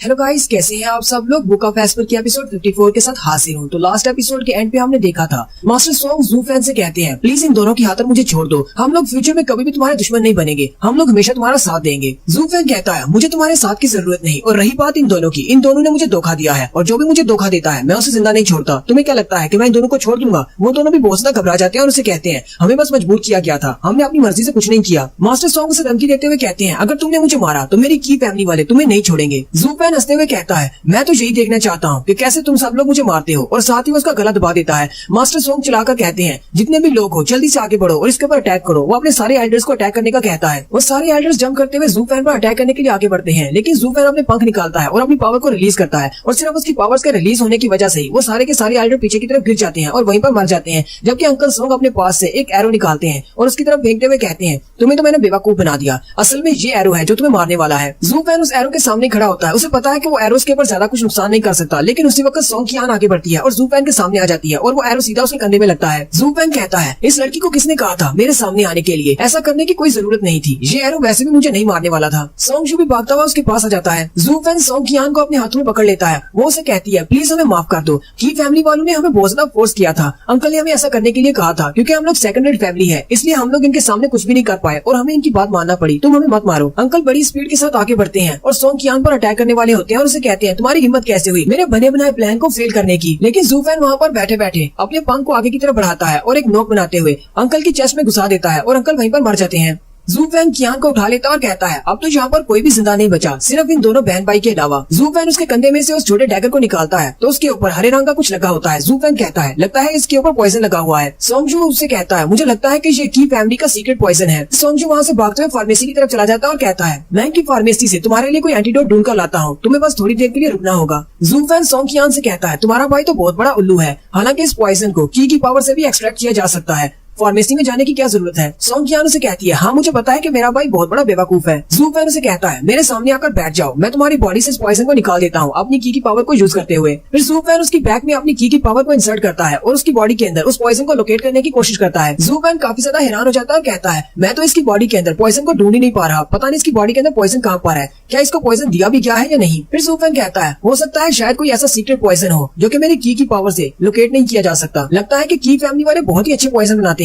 ज़ूफैन कहता है, मुझे नहीं लगता कि मेरी की पावर से मैं तुम्हारी बॉडी से पॉइजन को निकाल पाऊंगा, इसलिए मुझे दूसरे मेथड को यूज करना होगा, मुझे मुंह लगाकर चूसना पड़ेगा। सोंग कियान शर्माते हुए उससे कहती है, क्या तुम वाकई में ऐसा करने वाले हो? ज़ूफैन कहता, हाँ मुझे करना पड़ेगा, तुम्हारी बॉडी से पॉइजन को निकालना जरूरी है। सोंग कियान उसे कहती है, चलो फिर ठीक है, तुम्हारा बहुत बहुत शुक्रिया। वो अपना कंधा उसके सामने करती है। ज़ूफैन उसके कंधे पे मुंह लगाता है और उसके कंधे से ब्लड को चूस कर थूक देता है, लेकिन उसी वक्त दिखाते हैं कि की फैमिली के एक बिग एल्डर यानी कि उनके ग्रैंडपा वो दरवाजे के पास छुपकर देख रहे होते हैं। ज़ूफैन उसका काफी सारा ब्लड चूस कर थूक देता है और कहता है, लगता है कि तुम्हारी बॉडी से अब सारा पॉइजन निकल चुका है, अब तुम खतरे से बाहर हो। सोंग कियान फिर से उसका शुक्रिया अदा करती है। ज़ूफैन उसे कहता है, जाओ जाकर अपने भाई को ढूंढो और यहाँ से निकल जाओ। जबकि साथ ही ज़ूफैन सोच रहा होता है, मैंने पहले भी पॉइजन वाले ब्लड को चेक किया है, लेकिन उसका टेस्ट ऐसा नहीं होता, वो तो बहुत ज्यादा क्रिंची होता है और बहुत ज्यादा कड़वा होता है, लेकिन इसका ब्लड तो बहुत ज्यादा मीठा है, ऐसे लगता है जैसे ये बिल्कुल नॉर्मल ब्लड है, इसके अंदर पॉइजन है ही नहीं। लेकिन साथ ही ज़ूफैन अपने हाथों की तरफ देखता और कहता है, ये मुझे क्या हो रहा है, मेरे तो अपने हाथों पर, मेरे अपना बॉडी पर कंट्रोल नहीं रहा, क्या मुझे पॉइजन दिया गया है या फिर उसकी बॉडी से पॉइजन को चूसते हुए मेरी बॉडी के अंदर पॉइजन चला गया है? और साथ ही ज़ूफैन नीचे गिर जाता है। उसी वक्त सोंग कियान को दिखाते हैं जो कि किसी को इशारा करती है। ज़ूफैन अपने ऊपर की तरफ देखता है तो उसके ऊपर एक पिंजरा आकर गिरता है। वो पिंजरा एक 4th लेवल का स्पिरिट वेपन होता है, डिफेंसिव स्पिरिट वेपन। ज़ूफैन उस पिंजरे के अंदर कैद हो जाता है। उसी वक्त दरवाजे के पीछे छुपे हुए बिग एल्डर वो भी हंसते हुए अंदर आ जाते हैं और उनके साथ और भी बहुत सारे एल्डर्स होते हैं। बिग एल्डर बाहर आ जाते हैं और ज़ूफैन से कहते हैं, मुझे नहीं लगा था कि तुम्हें इतनी आसानी से पकड़ा जा सकता है, लेकिन तुम तो हमारे जाल में फंस गए, अब तुम इस पिंजरे के अंदर से कभी नहीं निकल पाओगे। ये पिंजरा हमारी फैमिली का सबसे कीमती ट्रेजर है, ये एक 4th लेवल का मैजिक वेपन है। जू फैन भी बिग एल्डर की तरफ देखता है और कहता है ये तो की फैमिली का टियानशान राम का मास्टर है। सोंग कियान जल्दी से बिग एल्डर के पास चली जाती है। मास्टर उसे कहते हैं सोंग कियान तुमने और तुम्हारे भाई ने बहुत ही अच्छी एक्टिंग की है, तुम बहुत ज्यादा अच्छे होते जा रहे हो। सोंग कियान अंकल से कहती है आपका बहुत बहुत शुक्रिया जो आपने मेरी इतनी ज्यादा तारीफ कर दी। जू फैन सोंग कियान की तरफ देखता और कहता है तो सारा प्लान इसी का था। बिग एल्डर हंसते हुए जू फैन से कहते हैं क्या तुम्हें अभी तक समझ नहीं आई कि तुम्हें पॉइजन कैसे दिया गया? थोड़ी देर पहले मेरे बेटे ने जो तुम्हारे ऊपर एक डैगर फेंका था उसके ऊपर कोई भी पॉइजन नहीं लगा हुआ था, उसके ऊपर तो बस ग्रीन कलर की कोटिंग थी जिसकी वजह से तुम्हें लगा शायद उसके ऊपर पॉइजन है और वो इसकी बॉडी के अंदर चला गया है, लेकिन असल में पॉइजन तो इसके कंधे पर लगा हुआ था। जब तुमने इसके कंधे पर से ब्लड को चूसने के लिए अपना मुंह लगाया था तब वो पॉइजन तुम्हारे मुंह के अंदर चला गया। और साथ ही बिग एल्डर उनके साथ बाकी के एल्डर भी हंसना शुरू कर देते हैं। अंकल सोंग का बेटा भी वहीं पर होता है। वो कहता है तुम्हारी हिम्मत कैसे हुई मेरे डैड को मारने की? तुमने मेरे डैड को मारा है, मैं अपनी डैड की मौत का बदला तुमसे जरूर लूंगा। जू फैन उनसे कहता है मैंने इस दुनिया में बहुत सारे ऐसे बेगैरत किस्म के इंसान देखे हैं लेकिन तुम जैसा बेशर्म इंसान मैंने कभी नहीं देखा। तुम्हारी की फैमिली तो सारी की सारी बेशर्म है। अगर मैं गलत नहीं हूँ तो जहाँ पर जितने भी एल्डर्स को मैंने मारा है वो सभी एक जाल के तौर पर थे। तुम सब ने उनको यूज किया मुझे यहाँ पर फंसाने के लिए। तुम सब लोगों को पहले से पता था कि वो सारे लोग मेरा मुकाबला नहीं कर सकते और वो मेरे हाथों से मारे जाएंगे, फिर भी तुम लोगों ने उन्हें यहाँ पर भेजा। तुमने तो अपने बेटे को ही सैक्रिफाइस कर दिया और तुमने अपने बाप को। बिग एल्डर हंसते हुए कहते हैं तो इस बात से क्या फर्क पड़ता है कि मैंने अपने बेटे को सैक्रिफाइस कर दिया? अगर हम अपने बेटे को सैक्रिफाइस करके योमिंग वैली की तरफ से एक हेड फैमिली बन सकते हैं तो इससे अच्छा और क्या हो सकता है? मैंने सिर्फ यहाँ पर एक बेटा खोया है और कुछ एल्डर्स को। जब हम लोग योमिंग वैली की तरफ से एक बड़ी फैमिली बन जाएंगे तो हमारे पास बहुत सारे एल्डर्स होंगे, हमारी फैमिली ग्रो करेगी, हमारी फैमिली बहुत ज्यादा बड़ी हो जाएगी। मैंने ये सब कुछ अपनी फैमिली के लिए किया है, अपनी फैमिली को बड़ा बनाने के लिए। कुफैन कहता है डीमन कल्टीवेटर्स भी बिल्कुल ऐसा ही करते हैं, तुम भी बिल्कुल डीमन कल्टीवेटर्स की तरह ही कर रहे हो, लेकिन तुमने अपने बेटे को मरवा दिया, वो भी एक बड़ी फैमिली बनने के लिए। पहले तुम लोग एक सेकंड क्लास की फैमिली थे लेकिन अब तुम लोग योमिंग वैली के फर्स्ट क्लास के कुत्ते बन जाओगे। लेकिन तुम्हारे ख्वाब बहुत ज्यादा छोटे हैं, तुम योमिंग वैली का कुत्ता बनना चाहते हो, जबकि अगर मैं तुम्हारी जगह पर होता मैं तो इस पूरे कॉन्टिनेंट पर कब्जा करना चाहता। बिग एल्डर हंसना शुरू कर देते हैं और कहते हैं तुम्हारे सपने तो बहुत बड़े हैं लेकिन इस पूरे कॉन्टिनेंट पर राज करना इतना भी आसान नहीं है। बिग एल्डर उसे कहते हैं वैसे तो तुम बहुत ज्यादा समझदार हो और बहुत ज्यादा स्ट्रॉन्ग भी हो, इतनी यंग एज में तुमने बहुत कुछ अकम्प्लिश कर लिया है, तुम्हारा नाम इस वक्त पूरे कॉन्टिनेंट में है। अगर तुम्हारे सर पर इतना बड़ा इनाम नहीं होता तो मैं आज तुम्हें कभी भी नहीं मारता। जू फैन कहता है तुम्हें लगता है कि तुम मुझे मार सकते हो? क्या तुम्हारे पास इतनी पावर है? साथ ही जू फैन अपने माथे पे उंगली रखता है और अपनी ब्लू फायर को एक्टिवेट करते हुए कहता है मैंने जब 7th एल्डर को मारा था उसके मरने से पहले मैंने इसको कुछ कहा था, वही लास्ट वर्ड्स मैं तुमसे कहने वाला हूँ। जब हमारे पास एब्सोल्यूट पावर होती है तब तुम्हारे ट्रिक्स और ट्रैप्स हमारे सामने बिल्कुल बेकार हैं। जू फैन उसके पिंजरे के अंदर उठकर खड़ा हो जाता है और अपनी ब्लू फायर को रिलीज करते हुए कहता है तुम्हारे ये सारे ट्रैप्स मुझे रोक नहीं पाएंगे क्योंकि मेरे पास एब्सोल्यूट पावर है। वो सारे लोग जू फैन को उठकर खड़ा होते हुए देखकर बहुत ज्यादा हैरान हो जाते हैं और कहते हैं इसकी बॉडी के अंदर तो पॉइजन था, इसे यहाँ से उठना नहीं चाहिए था, और इसके माथे पर जो ब्लू लाइट कैसी है? क्या इसने अपनी इस ब्लू फायर की मदद से अपनी बॉडी के अंदर से पॉइजन को क्योर कर लिया है? बिग एल्डर अपने साथियों से कहते हैं तुम सब लोगों को परेशान होने की जरूरत नहीं, वो लड़का अभी भी मेरे 4th ग्रेड के मैजिकल वेपन के अंदर ट्रैप है, वो हम पर अटैक नहीं कर पाएगा, वो वहाँ से कभी नहीं निकल पाएगा। लेकिन उसी वक्त पलक झपकने की स्पीड से जू फैन बिग एल्डर के पीछे होता है और उसका हाथ उसके सर के करीब होता है। साथ ही नेक्स्ट सीन में जू फैन उसके सर को उखाड़ देता है, यानी कि उसका काम तमाम। जू फैन बिग एल्डर के सर को अपने हाथ में पकड़कर खड़ा होता है और उन सब की तरफ देखता है। वो सारे इतने ज्यादा घबरा जाते हैं और जू फैन की तरफ को देखकर कहते हैं ये तो एक मॉन्स्टर है, ये एक डेविल है। बाकी के एल्डर्स सोंगशू के कजन से कहते हैं यंग मास्टर आप यहाँ से चले जाएं, हम इसे यहाँ पर रोक कर रखते हैं, आप जल्दी से यहाँ से भाग जाएं। कजिन और वो दोनों बहन भाई भागना शुरू कर देते हैं जबकि वो एल्डर जू फैन को वहाँ पर रोक कर रखते हैं, लेकिन जू फैन सिर्फ चंद ही सेकंड्स में उन बाकी के एल्डर्स को भी मार देता है। जू फैन कहता है सिर्फ आधे महीने की कल्टीवेशन के बाद मेरे स्किल्स तो पहले से भी ज्यादा इवॉल्व हो चुके हैं, अब तो मैं पहले से भी ज्यादा स्ट्रॉन्ग हो चुका हूँ। फिर जू फैन दरवाजे की तरफ देखता और कहता है यहाँ का काम तो खत्म हो गया लेकिन अभी 3 चूहे और हैं जिन्हें मुझे खत्म करना है, क्योंकि मैं यहाँ से किसी को भी भागने नहीं दे सकता। उन सब की मौत तय है क्योंकि वो तीनों शहर से बाहर भाग जाते हैं और वो भागते हुए कह रहे होते हैं हमें यहाँ पर मरना नहीं है, और वो तीनों बहुत ज्यादा घबराए हुए होते हैं। उसी वक्त जू फैन का ब्लडी बेबी सबसे पहले कजिन की बॉडी के आर पार होता है और वो कजिन वहीं पर मर जाता है। बाकी के दोनों भाई बहन वहीं पर रुक जाते हैं। जू फैन भी उड़ता हुआ वहीं पर आ जाता है। जू फैन उनसे कहता है तुम लोग तो भागने में उस्ताद हो, तुम्हारी स्पीड तो काफी ज्यादा है। सोंग कियान जल्दी से जू फैन के सामने घुटने टेक देती है और कहती है प्लीज मुझे माफ कर दो, हम लोग एक 3rd क्लास फैमिली से हैं, हम लोग ने ये जानबूझकर नहीं किया, अंकल सॉन्ग ने हमें मजबूर किया था ये सब कुछ करने के लिए। अगर हम लोग जो नहीं करते तो की फैमिली वाले और योमिंग वैली वाले, इसलिए हमने ये किया है। अगर तुम्हें मुझसे बदला लेना है तो मुझे मार डालो, मेरे भाई को छोड़ दो, मेरे भाई ने इस सब में कुछ भी नहीं किया, मेरा भाई हमारी फैमिली का इकलौता मेल मेंबर है। जू फैन कहता है तुम लोग तो बिल्कुल लू फैमिली की तरह हो, तुम लोग भी आखिरी 2 बचे हुए मेंबर हो, एक लड़की और एक यंग मास्टर, तुम्हारी सिचुएशन भी बिल्कुल सेम है। सोंग कियान से कहती है तुम्हारा मतलब तुम्हारी लू फैमिली से है, तुम्हारी लू फैमिली जब तुम्हें मिली थी उनकी हालत भी ऐसी ही थी। जू फैन आसमान की तरफ देखता और कहता है हाँ तुम लोग लू फैमिली से बहुत ज्यादा मिलते जुलते हो, इसलिए मेरा दिल नहीं कर रहा तुम लोगों को मारने का। ये बात सुनते ही वो दोनों भाई बहन बहुत ज्यादा खुश हो जाती हैं कि ये हमें नहीं मारने वाला। लेकिन साथ ही जू फैन अपने ब्लडी बेबी को रिलीज करता और कहता है लेकिन अफसोस की बात तो ये है कि तुम दोनों लू फैमिली जैसे नहीं हो, लू फैमिली वाले बहुत ज्यादा अच्छे थे लेकिन तुम दोनों कुछ ज्यादा ही स्मार्ट हो, कुछ ज्यादा ही जीनियस हो। और साथ ही वो अपने ब्लडी बेबी को यूज करते हुए उन दोनों को वहीं पर मार देता है। और साथ ही जू फैन कहता है अब वक्त आ चुका है रेन फ्लावर टावर में जाने का, तो कमेंट करके बताइएगा कि किस किस को लगा था कि ज़ूफैन इन दोनों भाई बहन को छोड़ देगा। हालांकि उसने दोनों भाई बहन को मार दिया, लेकिन मुझे बहुत ज्यादा एक्साइटमेंट हो रही थी ये वाला सीन देखकर। एपिसोड 55 की शुरुआत रेनफ्लावर टावर में होगी, जहाँ पर 100 पिल फेस्टिवल यानी कि बाइडन फेस्टिवल होने वाला है। एपिसोड की एक्सप्लेनेशन अच्छी लगी हो तो कमेंट करके जरूर बताइएगा। चैनल को सब्सक्राइब कर दे, वीडियो को लाइक और शेयर कर दे। शुक्रिया। हेलो गाइस, कैसे हैं आप सब लोग। द बुक ऑफ एस्पर के एपिसोड 55 के साथ हाजिर हूँ। अभी तक जिसने मेरे चैनल को सब्सक्राइब नहीं किया हुआ, मेरे चैनल को सब्सक्राइब कर दे और वीडियो को लाइक और शेयर कर दे। शुक्रिया। तो एपिसोड की शुरुआत में रेनफ्लावर टावर यानी कि हेयू सिटी का सीन दिखाया जाता है, जहाँ पर आपने कंफ्यूज नहीं होना। लास्ट एपिसोड के एंड पे जिन दोनों बहन भाइयों को ज़ूफैन ने मारा था, उनमें से जो भाई था यानी सोंगजू, ज़ूफैन ने उसकी बॉडी ले ली है और उसका बेस बदलकर यहाँ पर आया है ताकि उसे कोई पहचान न सके। ज़ूफैन यहाँ पर आने के बाद सोंगजू के सबसे बेस्ट फ्रेंड उसके साथ मिलता है और उसके साथ बैठा पी रहा होता है, और यही बात ज़ूफैन उस बंदे के बारे में बताता है कि इस लड़के का नाम डोंग टियानबा है। ये यहाँ पर हेयू सिटी में एक फर्स्ट क्लास की फैमिली से ताल्लुक रखता है, और अगर टियानजू एम्पायर में देखा जाए तो ये सेकंड क्लास फैमिली बनती है। कुछ अर्सा पहले डोंग टियानबा अपने फादर के ऑर्डर्स को फॉलो करते हुए रेनफ्लावर टावर में गया था, जहाँ पर ये अपने एक दोस्त को मिला जिसका नाम सोंगजू था, जो कि एक बुरा फ्रेंड है। इसका बेस बदलकर मैं इसके सामने बैठा हुआ हूँ, और ये सोंगजू बहुत बड़ा कमीना इंसान है। ये हमेशा से ही आगे बढ़ना चाहता था। इसका मकसद ये था कि ये किसी बड़ी फैमिली की लड़की से शादी करके अपनी फैमिली को राइज कर सके। सोंगजू ने डोंग टियानबा के साथ अपनी दोस्ती को बढ़ाया ताकि वो उसकी बहन के साथ शादी कर सके, जिसका नाम डोंग ज़ाओवैन है। लेकिन सोंगजू का ये प्लान कामयाब नहीं हो सका, क्योंकि डोंग फैमिली में सिर्फ एक ही लड़की है, मास्टर की सिर्फ एक ही बेटी है, और उन्होंने अपनी बेटी का रिश्ता इसको देने से इनकार कर दिया,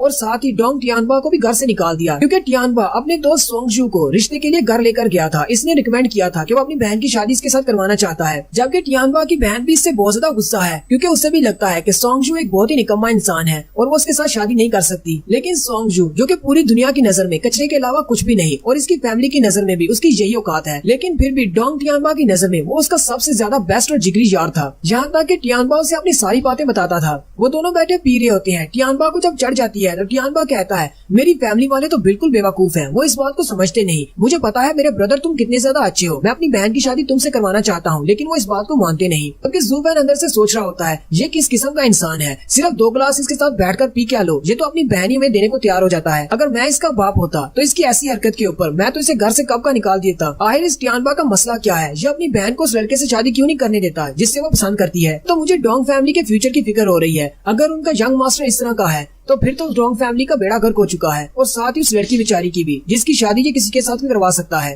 टियानबा ज़ूफैन से कहता है, ब्रदर सोंग, तुम्हारी बहन कहाँ पर है, वो तुम्हारे साथ नहीं आई। ज़ूफैन उसे कहता है, मेरी बहन मेरे साथ आई थी, वो मुझे यहाँ पर छोड़कर वापस घर चली गई है। और साथ ही ज़ूफैन सोंगजू वाला डायलॉग बोलता है और उसे कहता है, टियानबा, तुम्हें नहीं पता ये दुनिया बहुत ज्यादा बड़ी है और इस दुनिया में बहुत ही खूबसूरत लड़कियां हैं, तुम्हें हमेशा मेरी बहन के पीछे क्यों पड़ना है। मेरी बहन के अलावा भी बहुत सारी खूबसूरत लड़कियां हैं, तुम उनको भी देख सकते हो। जंगल में बहुत सारे दरख्त हैं, हम सिर्फ एक ही दरख्त के साथ क्यों चिपके रहे। और वैसे भी मैंने सुना है कि रेनफ्लावर टावर में बहुत सारी खूबसूरत लड़कियां हैं। टियानबा उसे कहता है, लगता है शायद तुम्हें इस बारे में पता नहीं, रेनफ्लावर टावर में जितनी भी लड़कियां हैं, हम मर्द उनको हाथ नहीं लगा सकते। साथ ही वो अपने आसपास देखता है और उसे कहता है, क्या तुम्हें पता है कि पूरी 7 नोबल फैमिलीज में से यही सिर्फ एक नोबल फैमिली है जिसमें सारी की सारी हेड एल्डर्स औरतें हैं। जहाँ पर रेनफ्लावर टावर में औरतों का स्टेटस बहुत ज्यादा हाई है। पिछले कुछ 100 सालों से हम लोग दूसरी फैमिली से मर्दों को हायर करते हैं शादी करने के लिए, यहाँ की औरतों से वो शादी करते हैं और बच्चे पैदा करते हैं। ज़ूफैन उसे कहता है, तो इसका मतलब तुम्हारी जैसी छोटी फैमिलीज वाले रेनफ्लावर टावर की किसी लड़की से शादी नहीं कर सकते।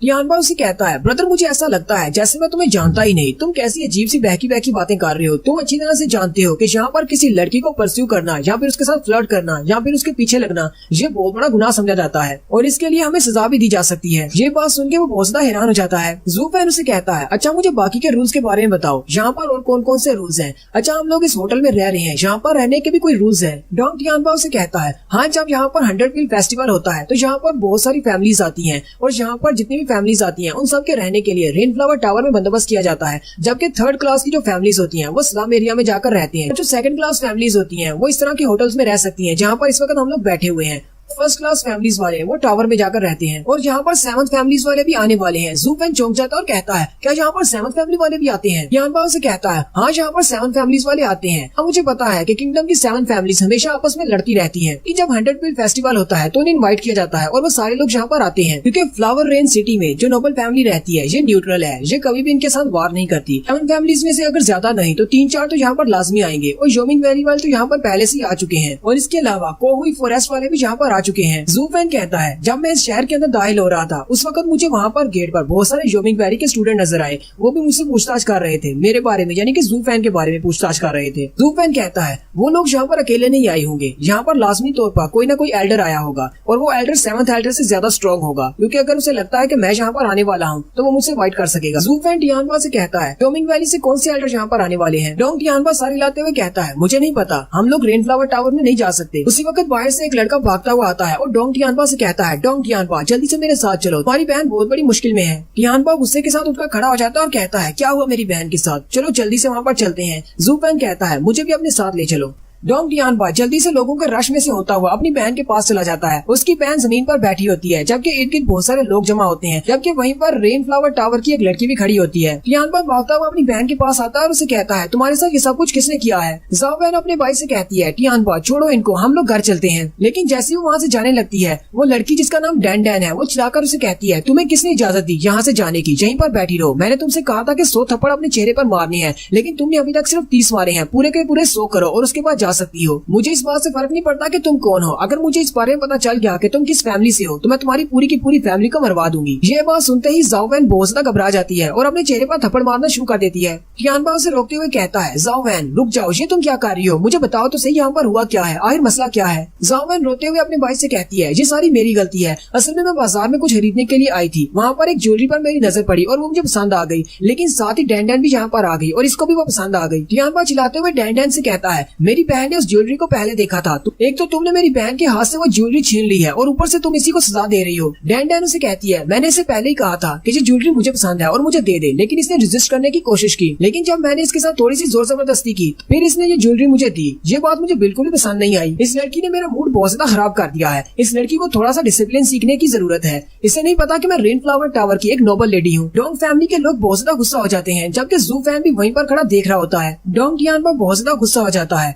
और डैन डैन को पंच मारने के लिए आगे बढ़ता है और कहता है आज अगर मैंने तुम्हारे सारे दांत तोड़कर जमीन पर न बिखेर दिए तो मैं भी जाओ वैन का भाई नहीं हूँ। लेकिन जैसे ही वो उसे पंच मारने के लिए उसके करीब पहुंचता है वहीं भीड़ में से एक और मास्टर निकलता है, टियानबा को पंच मारते हुए पीछे की तरफ गिरा देता है। यहीं पर डैन डैन कहती है चलो फिर एक गेम खेलते हैं, यहाँ पर जाओ वैन की तरफ से तुम हो और यहाँ पर मेरी तरफ से मेरा होने वाला हस्बैंड है। हम लोग एक गेम खेलते हैं, मेरे होने वाले हस्बैंड आगे बढ़ेंगे और तुम्हारी बहन के कपड़े फाड़ेंगे, लेकिन तुम्हें उसे रास्ते में रोकना होगा। अगर तुम उसे रोक सके तुम्हें उसे सिर्फ एक बार हिट करना है, अगर तुम उसे हिट कर पाए तो वो रुक जाएगा, अगर तुम उसे नहीं रोक सके तो वो तुम्हारी बहन के सारे कपड़े यही सारी भीड़ के सामने फाड़ देगा। डैन डैन का होने वाला हस्बैंड कू हाई फोरेस्ट जो कि एक नोबल फैमिली है, 7 बड़ी फैमिलीज में से उसका यंग मास्टर है। वो जाओ वैन की तरफ घूर कर देखता है और कहता है अब जबकि मेरी होने वाली वाइफ ने मुझे ऐसा करने का कहा है तो मैं तो ऐसा जरूर करूंगा। जबकि जाओ वैन उसकी तरफ देखकर बहुत ज्यादा घबरा जाती है और अपनी इज्जत बचाने की कोशिश कर रही होती है। मास्टर ली जुबान फेरते हुए कहता है ये सिर्फ एक गेम है, बाद में तुम लोग हमसे इसका बदला नहीं ले सकते। दूसरी बात मैं कोई ठरकी इंसान नहीं हूँ, मेरी होने वाली बीवी ने इस तरह की गेम के रूल सेट किए हैं,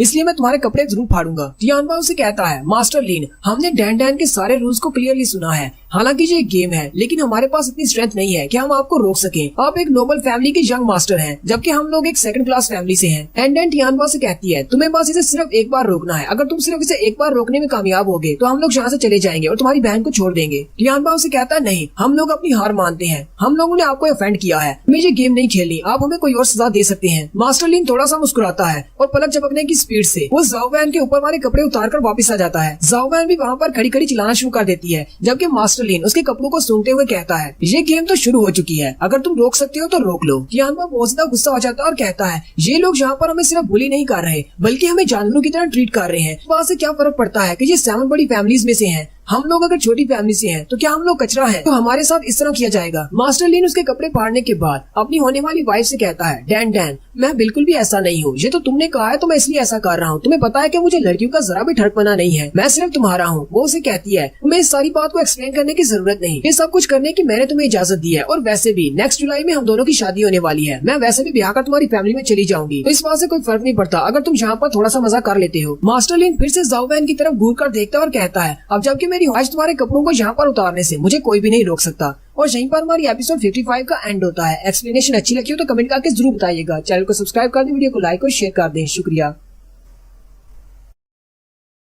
हेलो गाइस, कैसे हैं आप सब लोग। द बुक ऑफ एस्पर के एपिसोड 56 के साथ हाजिर हूं। तो लास्ट एपिसोड में आपको याद है कि एक बड़ी ही इंटरेस्टिंग गेम शुरू थी जिसमें टियानबा को सामने वाले बंदे को रोकना है। अगर वो उसको रोक नहीं पाया तो वो बंदा उसकी बहन के कपड़े उतारता जाएगा, लेकिन अगर वो उसे एक बार भी रोक लेता है तो वो उसे छोड़ देंगे। ज़ूफेन वहीं पर भीड़ में खड़ा होता है। वो मास्टर लिन की तरफ देखता और कहता है, मास्टर लिन के पास 7th ग्रेड की बोन फॉर्जिंग राम की पावर है, लेकिन ये सिर्फ अपनी 6th ग्रेड की पावर को यूज कर पा रहा है क्योंकि इसने अपनी सारी पावर को अपनी स्पीड को एनहांस करने में लगा दिया है। लेकिन बोन फॉर्जिंग राम में अपनी स्पीड को बढ़ाने से कोई खास फायदा नहीं होता क्योंकि इसने अपनी स्पीड को तो बढ़ा लिया है, लेकिन इसकी स्ट्रेंथ अभी भी वीक है। सिर्फ स्पीड ही काफी नहीं होती बल्कि स्ट्रेंथ भी होनी चाहिए। फ्यूचर में ये जितना ज्यादा अपने आप को कल्टीवेट करता जाएगा और जो लेवल अप होगा इसकी स्ट्रेंथ उतनी ज्यादा कम होती जाएगी, हालांकि इसकी स्पीड बढ़ती जाएगी। लेकिन मास्टर लिन तो अभी से एक इनवैलिड पर्सन है, यानी कि ये अपनी कल्टीवेशन के हिसाब से परफेक्ट नहीं है। लेकिन टियानबा और उसके दोनों एल्डर इसका मुकाबला नहीं कर पाएंगे क्योंकि टियानबा से ये काफी ज्यादा स्ट्रॉन्ग है। टियानबा अपने एल्डर से चिल्लाकर कहता है, जल्दी से मेरी बहन को कवर करो, मैं इसको रोकने की कोशिश करता हूँ, उसे इस तक पहुँचने मत देना। मास्टर लिन उनसे कहता है, ऐसा करने का कोई भी फायदा नहीं क्योंकि तुम सब लोग बहुत ज्यादा कम हो, तुम सब लोग मिलकर भी इसको नहीं बचा पाओगे। जितनी मेरे पास स्पीड है तुम सब लोग तो मुझे देख भी नहीं पाओगे। और साथ ही पलक झपकने की स्पीड से वो आगे बढ़ता है और उन तीनों एल्डर्स के बीच में से उसका एक और कपड़ा उतार कर ले आता है और कहता है,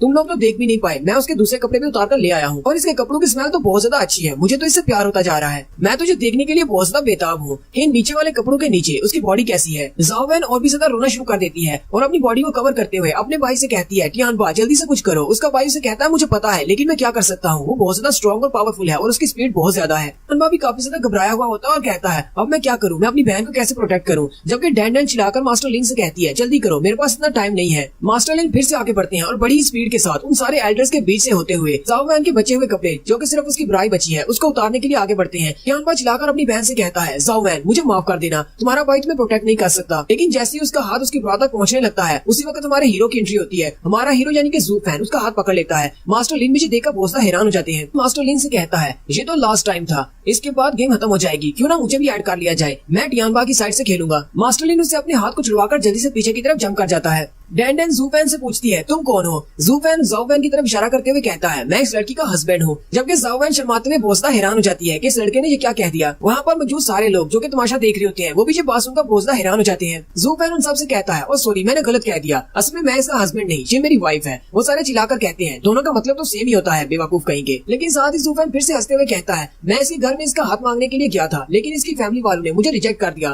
तो आप लोग मुझे इसका एक्स हस्बैंड कह सकते हैं। डैंडन मास्टर लिन से कहती है, कोई बात नहीं, इसे भी ऐड कर लो, ये भी गेम का हिस्सा बन सकता है, ये तो सिर्फ बोन फॉर्जिंग राम की फर्स्ट लेवल पर है। और साथ ही डैंडन कहती है, ये तो और भी ज्यादा अच्छा हो जाएगा कि एक ऐसा इंसान जिस लड़की के साथ शादी करना चाहता था उसी लड़की को सभी लोगों के सामने नंगा होते हुए देखे, इसमें बहुत ज्यादा मजा आएगा। मास्टर लिन हंसना शुरू कर देता और कहता है, जब डैंडन को कोई मसला नहीं है तो फिर मुझे भी कोई मसला नहीं, तुम इस गेम को खेल सकते हो, चाहे अपनी डोंग फैमिली से कितने भी लोगों को ले आओ, तुम सब लोग मिलकर भी आज इस लड़की के कपड़े उतरने से नहीं बचा सकते। टियानबा ज़ूफेन से कहता है, ब्रदर तुम्हें इस सब में शामिल होने की जरूरत नहीं, ये मेरी फैमिली का मसला है, ये लोग बहुत ज्यादा स्ट्रॉन्ग है। ज़ूफेन आगे से हंसते हुए टियानबा से कहता है, तुम्हें परेशान होने की जरूरत नहीं, मैं तुम्हारा जीजा हूँ, मैं तुम्हारे लिए इतना तो कर ही सकता हूँ। टियानबा उसकी बात सुनकर रोना शुरू कर देता और कहता है, मुझे पहले से पता था कि मेरा ब्रदर बहुत ज्यादा अच्छा है, सोंगशु तुम तो बहुत ज्यादा अच्छे हो। जबकि ज़ाओवेन भी उसकी तरफ देखकर रो रही होती है। ज़ूफेन उसकी तरफ देखता और कहता है, तुम्हें परेशान होने की जरूरत नहीं, अब ये तुम्हारी बॉडी से एक कपड़ा भी और नहीं उतार पाएगा। और साथ ही ज़ाओवेन के दिल में भी एक घंटी बजती है। ज़ूफेन मास्टर लिन से कहता है, चलो फिर आ जाओ। मास्टर लिन उसका इशारा देकर बहुत ज्यादा गुस्सा हो जाता है, कहता है, इस बैस्टर्ड की हिम्मत कैसे हुई मुझे इशारा करने की, एक बार मैं इस लड़की को पूरा नंगा कर दूं, उसके बाद मैं इस लड़के से जरूर बदला लूंगा। टियानबा और उसकी बहन ये बात सुनकर बहुत ज्यादा डर जाते हैं। ज़ूफेन उसे कहता है, ब्रदर टियानबा तुम्हें इस तरह के जोकर से डरने की जरूरत नहीं, जब तक तुम्हारा ब्रदर सोंगशु यहाँ पर मौजूद है। डैंडन भी उसकी बात सुनकर हंसना शुरू कर देती है और कहती है, आज तो एक लड़के ने सारी महफिल के सामने आपकी बेइज्जती कर दी। मास्टर लिन आगे से हंसना शुरू कर देता है और कहता है, मुझे इस बात से फर्क नहीं पड़ता कि वो लड़का क्या कह रहा है, अभी देखना मैं उसके कपड़े उतारने के साथ साथ उसके ऊपर अटैक भी करूंगा और इसी एक्सीडेंट में वो मारी जाएगी। मास्टर लिन बड़ी स्पीड के साथ आगे की तरफ जंप करता है और कहता है, ज़ाओवेन ये तुम्हारी बॉडी पर लास्ट कपड़ा है, इसको उतारने के बाद तुम्हारी इज्जत उतर जाएगी, अब देखता हूँ कि इस मास्टर से तुम कैसे बचती हो। ज़ाओवेन और भी ज्यादा चिल्लाना शुरू कर देती है। मास्टर लिन उसके बहुत ज्यादा करीब पहुंच जाता है और कहता है, मैं तो बस पहुंच ही गया, लेकिन उसी वक्त उसके चेहरे पर एक जबरदस्त घूंसा पड़ता है और वो पीछे की तरफ गिर जाता है। डैंडन भी जो देखकर बहुत ज्यादा चौंक जाती है और कहती है, अभी अभी यहाँ पर हुआ क्या। ज़ूफेन मास्टर लिन से कहता है, तुम्हारी हिम्मत कैसे हुई मेरी बीवी पर हाथ डालने की। टियानबा भी देखकर बहुत ज्यादा हैरान होता है और कहता है, ऐसा कैसे हो सकता है ब्रदर सोंग, तुमने ऐसा कैसे कर लिया। ज़ूफेन उसे कहता है, मुझे नहीं पता, मैंने बस पंच मारा और मुझे लगा जैसे मेरे हाथ के साथ कोई चीज टकराई है, लेकिन साथ ही मेरा हाथ भी बहुत ज्यादा दर्द कर रहा है। टियानबा बहुत ज्यादा खुश हो जाता है और ज़ूफेन से कहता है, ब्रदर सोंग तुमने ऐसा कैसे कर लिया, मैं तो उसको देख भी नहीं पाया, तुम उसको कैसे देख सकते हो, उसकी स्पीड तो बहुत ज्यादा थी। ज़ूफेन कहता है, उसको देखने की की क्या जरूरत है, चाहे उसकी स्पीड कितनी भी ज्यादा क्यों ना हो, उसका टारगेट तो सिर्फ एक ही था, यानी वो ज़ाओ वैन की तरफ आगे बढ़ रहा था। मुझे बस वहीं पर फोकस करके पंच मारना था। अब वो तो कोई बेवकूफ ही होगा जो कि उसको ढूंढने की कोशिश करेगा, क्योंकि उसे ढूंढने की क्या जरूरत है, वो जितनी भी स्पीड से आएगा वो आएगा तो सीधा ज़ाओ वैन की तरफ ही। इसलिए मैं जहाँ पर पहले से खड़ा था वो जैसे यहाँ पर पहुंचा मैंने पंच मार दिया। ये बात सुन के टियानबा और उसके सारे एल्डर्स बहुत ज्यादा हैरान हो जाते हैं और कहते हैं, ब्रदर सॉन्ग तुम तो बहुत बड़े जीनियस हो, हमें तो इस बारे में पता ही नहीं था कि चाहे उसकी स्पीड कितनी ही ज्यादा क्यों ना हो, उसका टारगेट तो ज़ाओ वैन है। हमें सिर्फ ज़ाओ वैन पर नजर रखनी है, क्योंकि वो ज़ाओ वैन पर अटैक करने के लिए बढ़ रहा है। एल्डर भी हंसना शुरू हो जाते हैं और कहते हैं, ये लड़का तो वाकई में एक जीनियस है, इसी वजह से टियानबा अपनी बहन की शादी इससे करवाना चाहता था। टियानबा अपनी बहन से कहता है, छोटी बहन क्या तुमने देखा ये लड़का कितना बड़ा जीनियस है, मैं इसीलिए तुम्हारे लिए इसका रिश्ता लेकर आया था, मैं चाहता हूँ कि तुम इससे शादी कर लो, ये बहुत बड़ा जीनियस है। टियानबा कहता है, गेम के रूल्स बहुत ज्यादा सिंपल थे, हमने उसे बस एक बार रोकना था और हमने उसको रोक दिया है, अब ये गेम यहीं पर खत्म होती है, हम लोग वापस जा रहे हैं। लेकिन ज़ू वैन उसे कहता है, ब्रदर टियानबा तुम्हें किसने कह दिया कि ये गेम यहाँ पर खत्म हो गई है, जरा उनकी तरफ देखो। टियानबा जैसे उन दोनों की तरफ देखता है तो वो दोनों बहुत ज्यादा गुस्से में होते हैं। टियानबा आगे बढ़ता है और लेडी डैन डैन से कहता है, लेडी डैन डैन हम अपनी गलती को मानते हैं, हमने इस गेम को पूरा किया है, हमने मास्टर लिन को रोक लिया, अब आप हमें यहाँ से जाने दें।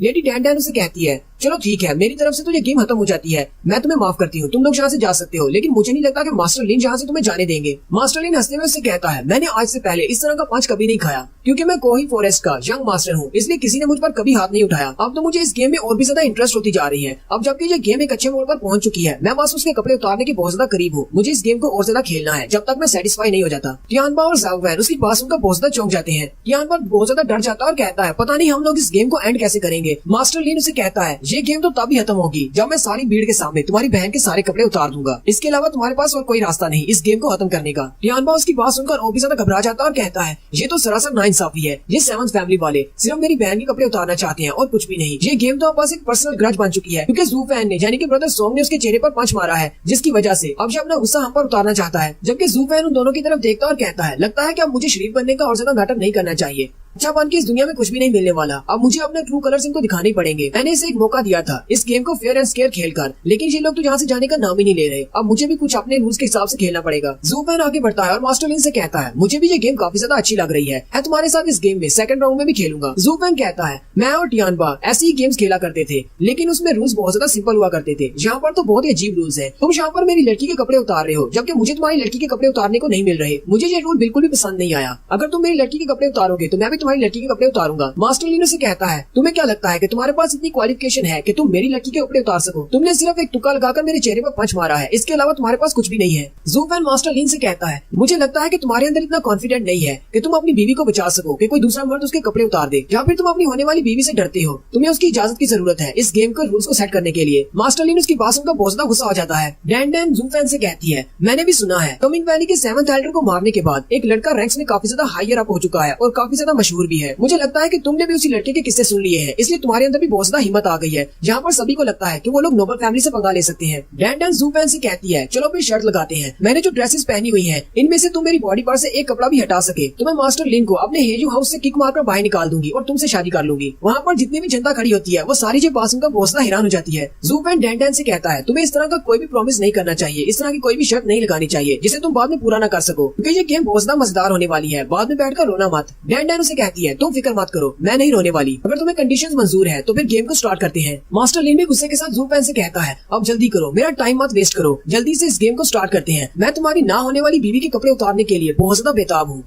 हेलो गाइस, कैसे हैं आप सब लोग। द बुक ऑफ एस्पर के एपिसोड 57 के साथ हाजिर हूँ। मुझे पता है कि आप सब लोग इंतजार कर रहे हैं कि कब ये गेम स्टार्ट होगी, तो ये गेम स्टार्ट होती है अभी। मास्टर लिन ने लास्ट एपिसोड के एंड पे कहा था कि चलो फिर इस गेम को स्टार्ट करते हैं। ज़ू वैन टियानबा से कहता है, यहाँ पर बहुत ज्यादा गार्ड्स हैं, तुम अपने एल्डर्स को पीछे हटा लो, हम इस गेम को फेयर एंड स्क्योर खेलेंगे, क्योंकि वहाँ पर सिर्फ एक ही गार्ड है मास्टर लिन, इसलिए हमारे पास भी सिर्फ एक ही गार्ड होना चाहिए, तुम्हें बिल्कुल भी परेशान होने की जरूरत नहीं, मैं तुम्हारी बहन को पूरी तरह प्रोटेक्ट करूंगा। टियानबा ज़ू वैन से कहता है, चलो फिर ठीक है, मैं अपनी बहन को तुम्हें सौंपता हूँ, तुम इसका ख्याल रखना। ज़ू वैन ज़ाओ वैन से पूछता है, क्या तुम्हें मुझ पर भरोसा है। ज़ाओ वैन अपना सारी हिलाते हुए कहती है, हाँ मुझे तुम पर भरोसा है। ज़ू वैन कहता है, ये तो बहुत ही अच्छी बात है, तुम बस यहाँ पर चुपचाप खड़ी रहो, तुम्हें एक बहुत ही अच्छा शो देखने को मिलने वाला है। ज़ू वैन अभी ज़ाओ वैन के पास ही खड़ा होता है कि मास्टर लिन फिर से बहुत ही स्पीड के साथ आगे बढ़ता है और अपना हाथ उसकी ब्रा की तरफ आगे बढ़ाता है और कहता है कि तुम्हारी बीवी के जिस्म पर आखिरी कपड़ा है, इसे उतारने के बाद मैं इस गेम को जीत जाऊंगा। लेकिन ज़ू वैन वहीं से पीछे की तरफ घूमता है और मास्टर लिन के चेहरे पर एक जबरदस्त घूसा मारता है, जिससे वो फिर से पीछे की तरफ गिर जाता है। मास्टर लिन का दांत भी टूट जाता है और मुंह से ब्लड निकलना शुरू हो जाता है। मास्टर लिन कहते हैं, तुमने मुझे देखा कैसे, मेरी स्पीड तो बहुत ज्यादा थी, लेकिन साथ ही वहाँ पर कुछ बिजलियां चमकती हैं, यानी कि ऐसा दिखाया जाता है बिजली की स्पीड से ज़ू वैन आगे बढ़ता है और डैन डैन की बॉडी के ऊपर वाले कपड़ों को उतार देता है। जू फैन की स्पीड इतनी ज्यादा होती है, ना ही डैन डैन और ना ही मास्टर लिन उसको देख पाते हैं कि कब उसने वहाँ पर जाकर उसकी बॉडी से कपड़े उतार लिए। जू फैन हंसते हुए मास्टर लिन से कहता है, जब हम लोग स्पीड को कंपेयर कर रहे हैं तो तुम तो मेरे सामने एक बच्चे हो, मैं तुम्हारा ग्रैंडफादर हूँ। डैन डैन बहुत ज्यादा हैरान होती है और कहती है, ऐसा कैसे हो सकता है, ये तो अपनी बोन फॉर्जिंग राम के फर्स्ट लेवल पर है, लेकिन इसकी स्पीड मास्टर लिन से बहुत ज्यादा है। इसने स्पेशली अपनी स्पीड को बढ़ाने के लिए कल्टीवेट किया हुआ है।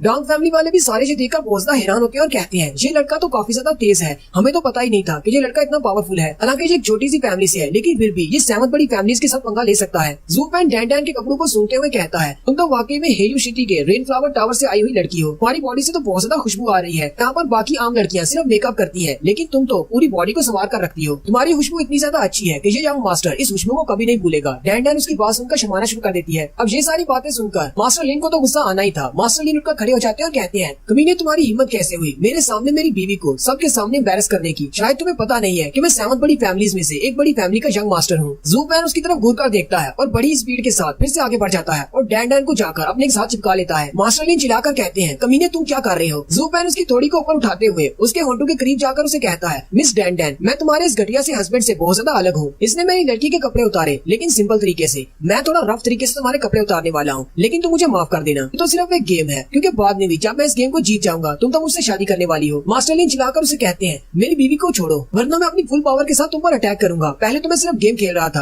अब बात मेरी इज्जत की है। लेकिन जू फैन डैन डैन को और भी ज्यादा कस के पकड़ लेता है। मास्टर लिन और भी ज्यादा गुस्सा हो जाते हैं। जू फैन कहता है, मास्टर लिन अब तुम गुस्सा किस बात का कर रहे हो? इस गेम को खेलने का तुम्ही ने तो कहा था। अब इस गेम के रूल्स तो सिंपल है। और सामने देखो मेरी बीवी खड़ी है, चाहो जाकर अगर तुम ऐसा कर सकते हो तो उसके साथ कर सकते हो, लेकिन अगर तुम्हारे अंदर इतनी हिम्मत नहीं तो फिर मुझे मत रोको। पुराने जमाने में भी ऐसा ही हुआ करता था, जब हम लोग गेम खेलते हैं तो दूसरे वाले का सब कुछ ले लेते हैं। अब अगर तुम यहाँ पर जीत जाते हो तो ये दोनों लड़कियां तुम्हारी हो जाएंगी, और अगर मैं जीत जाता हूँ तो ये दोनों लड़कियां मेरी हो जाएंगी। जू फैन डैन डैन से कहता है, अब जबकि मैंने तुम्हारे इस हस्बैंड को हरा दिया है तो अब क्या तुम इसे अपनी फैमिली से निकाल दोगी और मेरी हो जाओगी? और साथ ही वो अपने मैजिक को यूज करते हुए डैन डैन को हिप्नोटाइज कर देता है। मास्टर लिन उसे कहते हैं, तुम्हें दिन में सपने नहीं देखने चाहिए, तुम कभी भी डैन डैन को हासिल नहीं कर पाओगे। जू फैन उसे कहता है, तुम्हें क्या लगता है कि मैं इसको हासिल नहीं कर सकता? थोड़ी देर पहले तुम सबके सामने मेरी फैमिली की बेइज्जती कर रहे थे, अब जबकि तुम्हारी बेइज्जती हो रही है तो तुम्हें बुरा लग रहा है। मास्टर लिन गुस्से के साथ फिर से जाओ फैन की तरफ आगे बढ़ते हैं और कहते हैं, अब जरा गौर से देखना मैं कैसे तुम्हारी लड़की के सारे कपड़े उतारता हूँ। पहले मैं इसके कपड़े उतार दूं, उसके बाद तुम्हारी तरफ आता हूँ। जू फैन क्योंकि डैन डैन के पास खड़ा होता है, मास्टर लिन को लगता है शायद वो वहाँ तक नहीं पहुँच पाएगा, लेकिन जैसे मास्टर लिन जाओ फैन के पास पहुँचते हैं, जू फैन जल्दी से उसके सामने आ जाता है और फिर से उसे एक जबरदस्त पंच मारता है। जू फैन उसे पंच मारने के बाद बड़ी स्पीड के साथ वापस डैन डैन के पास चला जाता है और कहता है,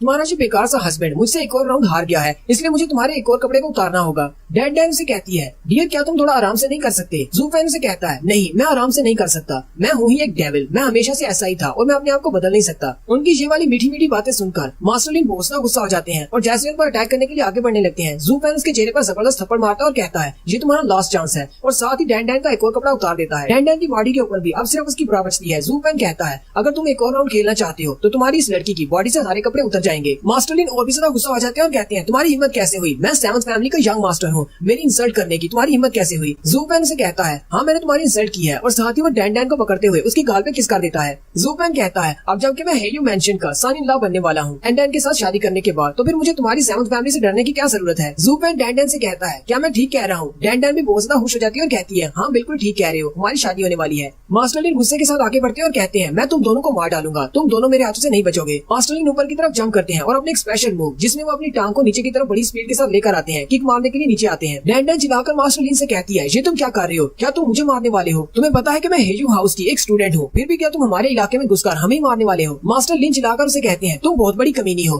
तुम्हें एक दूसरा लड़का क्या मिल गया, तुमने मुझे छोड़ दिया, हरी वजह से यहाँ पर मेरी बहुत ज्यादा इंसल्ट हो गई है, अगर आज मैं तुम्हें यहाँ पर नहीं मारता तो मेरी मर्दानगी पर सवाल उठेगा। जबकि जू फैन अपने हाथ को सामने की तरफ करते हुए कहता है, मास्टर लिन क्या ये तुम्हारा लास्ट अटैक है? जू फैन अपने हाथ से उसकी किक को रोक लेता है। मास्टर लिन पीछे की तरफ हट जाते हैं और जैसे जू फैन की तरफ देखते हैं, जू फैन को तो कुछ भी नहीं होता, एक स्क्रैच भी नहीं होता। जू फैन कहता है, तुम्हारा अटैक तो बहुत ज्यादा वीक था। मास्टर लिन काफी ज्यादा घबरा जाते हैं और जू फैन से कहते हैं, लेकिन ऐसा कैसे हो सकता है, तुम तो एक बॉडी कल्टीवेटर हो, तुम्हारे पास इतनी स्पीड कहाँ से आ गई? जू फैन कहता है, तुम्हें किसने कह दिया कि बॉडी कल्टीवेटर वाले अपनी स्पीड को नहीं बढ़ा सकते? लेकिन तुम इस बात को नहीं समझ सकते, हालांकि तुम भी बोन फॉर्जिंग राम में हो, लेकिन तुमने अपनी स्पीड को इंक्रीज किया है जबकि अपनी बॉडी की स्ट्रेंथ को नहीं बढ़ाया, और मुझे तो इस बात का शुरू से पता था कि मेरे सामने तुम्हारे जीतने का कोई भी चांस नहीं। जू फैन आगे बढ़ता है और उसकी टांगों के दरमियान जबरदस्त किक मारता है और उसके अंडे फोड़ देता है। डॉग फैमिली वाले भी देखकर बहुत ज्यादा चौंक जाते हैं। रियान पर बहुत ज्यादा हैरान होता है और कहता है, सोंगजू इतना ज्यादा स्ट्रॉन्ग होगा, मैंने तो कभी सोचा भी नहीं था। ये अपनी बोन फॉर्जिंग राम के फर्स्ट लेवल पर है, लेकिन फिर भी इसने 7 बड़ी फैमिलीज में से एक फैमिली के यंग मास्टर को सिर्फ एक किक से हरा दिया, जो कि अपनी बोन फॉर्जिंग राम की 7th लेयर पर है। जू फैन से किक मारने के बाद डैंडन से कहता है, मिस डैंडन, तो अब तुमने देख लिया, मैं सिर्फ औरतों के साथ रफ नहीं हूँ, बल्कि मैं मर्दों के साथ भी ऐसे ट्रीट करता हूँ। अगर मेरी इस किक की वजह से तुम्हारा ये हस्बैंड बच जाता है और मरता नहीं, तो कम से कम इतना तो मैं कह सकता हूँ, ये फ्यूचर में कभी भी बच्चों का बाप नहीं बन पाएगा। अब इस सब के लिए मुझे ब्लेम मत करना। मिस डैन उसे कहती है, छोड़ो इसे, मुझे इसके बच्चों का क्या करना है, वैसे भी अब मेरी शादी तुमसे होने वाली है, मुझे तो तुम्हारे बच्चे चाहिए, और वैसे भी एक बार जब हमारी शादी हो जाएगी तो इन स्नोबल फैमिली वाले लोग तुम्हें परेशान नहीं कर पाएंगे। जू फैन उसे कहता है, तुम्हारा बहुत बहुत शुक्रिया, लेकिन एक चीज तो भी रह गई है, तुम्हारा ये यूजलेस हस्बैंड इस राउंड में हार गया है और इस गेम के रूल्स के मुताबिक अब मुझे तुम्हारे कपड़े फाड़ने होंगे। अब तुम्हारी बॉडी पर सिर्फ लास्ट कपड़े बचे हैं, अब मुझे इनको भी उतारना होगा। डैंडन काफी ज्यादा घबरा जाती है और जू फैन से कहती है, फ्यूचर में तुम मेरे हस्बैंड बनने वाले हो, क्या तुम चाहते हो कि मैं इन सभी के सामने एम्बैरेस हो जाऊं, फिर तुम इन सब के सामने मेरे कपड़े क्यों उतारना चाहते हो। जू फैन से कहता है, थोड़ी देर पहले मैंने कहा था, अगर तुम दूसरों की इंसल्ट करते हो तो तुम्हारी भी इंसल्ट होती है, यानी तुम जैसा करोगे वैसा ही तो भरोगे। मैंने ये सिर्फ तुम्हारे हस्बैंड के लिए नहीं कहा था, बल्कि तुम्हारे लिए भी कहा था। और साथ ही जू फैन अपने हाथ को आगे बढ़ाकर उसकी ब्रा को उतारने लगता है, लेकिन उसी वक्त ऊपर से कोई आता है और अपनी पट्टियों के साथ उसके हाथ को पकड़ लेता है, यानी उसके हाथ को बांध लेता है। जू फैन उसकी पावर लेवल को जल्दी से जज कर लेता है और कहता है, ये तो ह्यूमनली ड्रॉम में है, काफी ज्यादा स्ट्रॉन्ग है, मैं इसके सामने अपनी ट्रू आइडेंटिटी को दिखा नहीं सकता, इसलिए मुझे यहीं पर रुकना होगा। हेजू सिटी के मेन टावर की हेड वहाँ पर आती है और साथ ही वो डैंडन को भी अपनी पट्टियों में बांध देती है और उसे अपनी तरफ खींच लेती है। ऐसे ही वो वहाँ पर ग्राउंड में उतरती है, वहाँ पर जितने भी लोग होते हैं वो सारे उसके सामने झुककर उसे रिस्पेक्ट देते हैं। वो मास्टर आगे बढ़ती है और सीधा जाकर डैंडन के माथे पर उंगली लगाती है और उसके ऊपर जो हिप्नोसिस का असर होता है उसको खत्म कर देती है। डैंडन बहुत ज्यादा हैरान होती है और कहती है, यहाँ पर हो क्या रहा है, मैंने ऐसा कैसे कर दिया, मेरे साथ किसने किया। मास्टर उसे कहती है, तुम तो बहुत बड़ी बेवकूफ हो, तुम्हें पता भी नहीं तुम्हारे साथ यहाँ पर क्या हो गया, तुम्हें किसी ने हिप्नोटाइज किया था। साथ ही वो मास्टर जू फैन से कहती है, लिटिल ब्रदर, अगर तुम हमारी किसी हेयो हाउस की लड़की से शादी करना चाहते हो तो तुम्हें नहीं लगता कि तुम्हें इस तरह की ट्रिक्स को यूज नहीं करना चाहिए,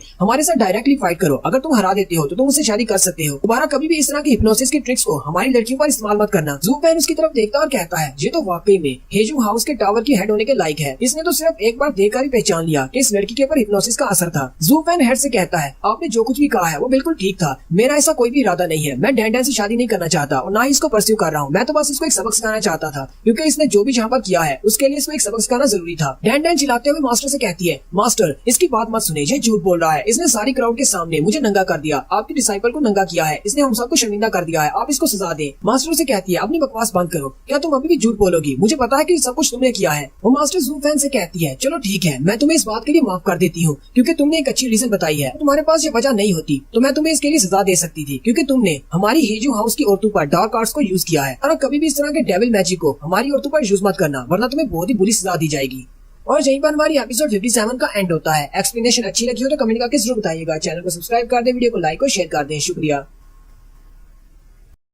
हेलो गाइस, कैसे हैं आप सब लोग। द बुक ऑफ एस्पर की एपिसोड 58 के साथ हाजिर हूँ। तो लास्ट एपिसोड के एंड पे हमने देखा था जू फैन मास्टर लिन को हरा देता है और वो डैंडन के बाकी के कपड़े उतारने वाला होता है। वहीं पर मास्टर किंग काई आ जाती है और वो जू फैन को रोक देती है और साथ ही वो जू फैन को वार्निंग देती है कि अगर दोबारा कभी तुमने हेजू मैंशन की औरतों के ऊपर डार्क मैजिक को यूज करने की कोशिश की तो मैं तुम्हें इसके लिए सजा दूंगी। फिर किंग काई जाओ फैन की तरफ जाती है और उसके कंधे पे हाथ रखते हुए कहती है, मुझे पता है कि मेरी डिसाइपल ने बहुत ही गलत किया है, वही गलत है, तुम ठीक हो। मैं अपनी डिसाइपल की तरफ से तुमसे माफी चाहती हूँ, उसने जो भी तुम्हारे साथ किया है उस सब के लिए। मैं तुमसे वादा करती हूँ जब मैं इसे वापस लेकर जाऊंगी तो वहाँ पर जाकर अपने टावर में इसको सजा जरूर दूंगी ताकि इसको एक अच्छा सबक सिखाया जा सके। फिर वो पीछे की तरफ मुड़ती है और उड़ना शुरू कर देती है और साथ ही डैंडन को भी अपनी पट्टियों में लपेटकर वहाँ से उड़ जाती है। जाने से पहले वो जू फैन की तरफ घूर घूर कर देख रही होती है, जबकि जू फैन भी उसकी तरफ देख रहा होता है। जू फैन कहता है, कहीं ऐसा तो नहीं इसको मेरी आइडेंटिटी के बारे में पता चल चुका है कि मैं कौन हूँ। किंग काई के वहाँ से चले जाने के बाद अंग डियानबा अपनी फैमिली के साथ भागता हुआ उसके पास आता और कहता है, ब्रदर सोंगजू, तुम्हारा बहुत बहुत शुक्रिया, तुम्हारी वजह से आज हमारी इज्जत बच गई, अगर तुम यहाँ पर नहीं होते तो हमारा क्या होता। जू फैन उसे पूछता है, ब्रदर टियानबा, ये लड़की कौन थी जो यहाँ पर आई थी। टियानबा उसे कहता है, मैंने तुम्हें बताया था कि रेन फ्लावर टावर में सारी हेड लड़कियां हैं और उन सब की हेड में सबसे ज्यादा पावरफुल यही लड़की है, इसका नाम किंग काई है, ये बहुत ज्यादा अच्छी है, ये दूसरे टावर की मास्टर्स की तरह बिल्कुल भी नहीं है, ये सभी के साथ बहुत ही अच्छे से पेश आती है, खासतौर पर छोटे लेवल की फैमिलीज वालों के साथ। जू फैन उसकी बात सुनने के बाद सोच रहा होता है, इसी वजह से उसकी पावर बहुत ज्यादा रिफाइन थी और वो काफी ज्यादा स्ट्रॉन्ग भी थी। लेकिन अगर उसे यहाँ पर पता चल गया था कि मैं कौन हूँ, यानी कि अगर उसे मेरी रियल आइडेंटिटी का पता है, तो फिर उसने मेरे ऊपर अटैक क्यों नहीं किया, वो मुझे यहाँ पर छोड़कर चली क्यों गई। फिर ऐसा भी हो सकता है कि उसे ये बात कंफर्म नहीं थी कि वो मेरा सामना कर पाएगी या नहीं, हो सकता है कि वो अपने लिए हेल्प लेने के लिए गई हो ताकि वो दूसरे मास्टर्स के साथ मिलकर मेरे ऊपर अटैक कर सके। जू फैन टियानबा से कहता है, हम लोग बाद में बात करेंगे, अभी मुझे एक बहुत ही जरूरी काम करने के लिए जाना है, मैं यहाँ से जा रहा हूँ, फिर किसी दिन तुमसे मिलने के लिए आऊंगा। साथ ही जू फैन भीड़ में आगे बढ़ जाता है, जबकि टियानबा पीछे खड़ा रह जाता है। टियानबा कहता है, मैंने तो अभी ठीक तरह से तुम्हारा शुक्रिया भी अदा नहीं किया, तुमने मेरी बहन की जान बचाई है। किंग काई ने जब जू फैन के बाजू को अपनी पट्टी से लपेटकर उसे रोका था, तब उसकी पट्टी का टुकड़ा जू फैन के बाजू पर ही रह जाता है। जू फैन उस कपड़े के टुकड़े की तरफ देखता और कहता है, तो इसका मतलब ये एक मास्टर है, ये तो बहुत ज्यादा इंटरेस्टिंग है। नेक्स्ट सीन हेजू टावर के रिसेप्शन हॉल का दिखाया जाता है। यहाँ पर 13वें टावर की मास्टर डूडन बैठी होती है उन फैमिली के लोगों को वेलकम करने के लिए। मास्टर लिन के डैड भी यहीं पर बैठे होते हैं। डू डैन उनसे कहती है, एल्डर लिन आप कब से मेरी बॉडी को घूरे जा रहे हैं, कहीं ऐसा तो नहीं कि मेरी बॉडी के ऊपर कुछ गंदा लगा हुआ है जिसको आप घूर कर देख रहे हैं ताकि मैं उसे साफ कर दूं। एल्डर लिन उसे शर्माते हुए कहते हैं, नहीं ऐसी कोई बात नहीं है मास्टर डू डैन, आपकी बॉडी पर कुछ भी ऐसा नहीं है, बस आप बहुत ज्यादा खूबसूरत है, मेरी तो नजर ही नहीं हट रही। एल्डर लिन उसे कहते हैं, मैं तो बस इतना जानना चाहता हूँ कि यहाँ पर मास्टर किंग काई क्यों नहीं है, इस टावर की हेड तो वो है और हमेशा वही हमें वेलकम करने के लिए यहाँ पर होती है, फिर आपको उन्होंने यहाँ पर क्यों छोड़ा है, आप तो डू डैन टावर की मास्टर हैं। मास्टर डू डैन से कहती है, क्या आपको लगता है कि मैं अपने गेस्ट को अच्छी तरह से एंटरटेन नहीं कर सकती जो आपको मास्टर किंग काई की जरूरत है, मैं आपको एंटरटेन करने में इतनी ज्यादा बुरी हूँ। एल्डर उसकी बात सुनने के बाद हंसना शुरू कर देते हैं और कहते हैं, नहीं ऐसी बात नहीं है, तुम तो वाकई में बहुत ज्यादा खूबसूरत हो और बहुत ज्यादा अच्छी भी हो, जो कि हमारे सामने बहुत ही मेहनत से बैठी हुई है। जबकि जोमिंग वैली के फिफ्थ एल्डर भी वहीं पर बैठे होते हैं। वो ये सब कुछ देखकर गुस्सा हो जाते हैं और एल्डर से कहते हैं, ओए अंकल मैं जहाँ पर तुम दोनों का फ्लर्ट देखने के लिए नहीं आया, मैं यहाँ पर 100 पील फेस्टिवल को अटेंड करने के लिए आया हूँ, इसलिए तुम दोनों अपना ड्रामा बंद करो। और अगर ये फेस्टिवल जल्दी ही स्टार्ट नहीं होता तो मैं जहाँ से जा रहा हूँ, मुझे और भी बहुत सारे जरूरी काम होते हैं, मेरे पास इतना टाइम नहीं है तुम्हारे साथ वेस्ट करने के लिए। डू डैन उसे कहती है, जोमिंग वैली के फिफ्थ एल्डर तुम्हें यहाँ पर आराम से बैठना चाहिए, पता नहीं तुम्हारे अंदर इतना ज्यादा गुस्सा कहाँ से आ गया है। बाइडन फेस्टिवल को कब स्टार्ट करना है, बाइडन फेस्टिवल यानी 100 पील फेस्टिवल, वो से कहती है इसको कब स्टार्ट करना है ये तो किंग काई ही आकर डिसाइड करेगी। और वैसे भी यहाँ पर 7th फैमिली से और कोई भी मेंबर नहीं आया, बाकी की फैमिलीज को भी तो आने दो, उसके बाद ही डिसाइड करेंगे कब फेस्टिवल को स्टार्ट करना है। एल्डर उसे कहते हैं, तुम इसकी बातों को इग्नोर करो, ये तो बस एक बच्चा है जिसे पता नहीं एल्डर किसने बना दिया। और वैसे भी मुझे पता है कि ये गुस्से में क्यों है,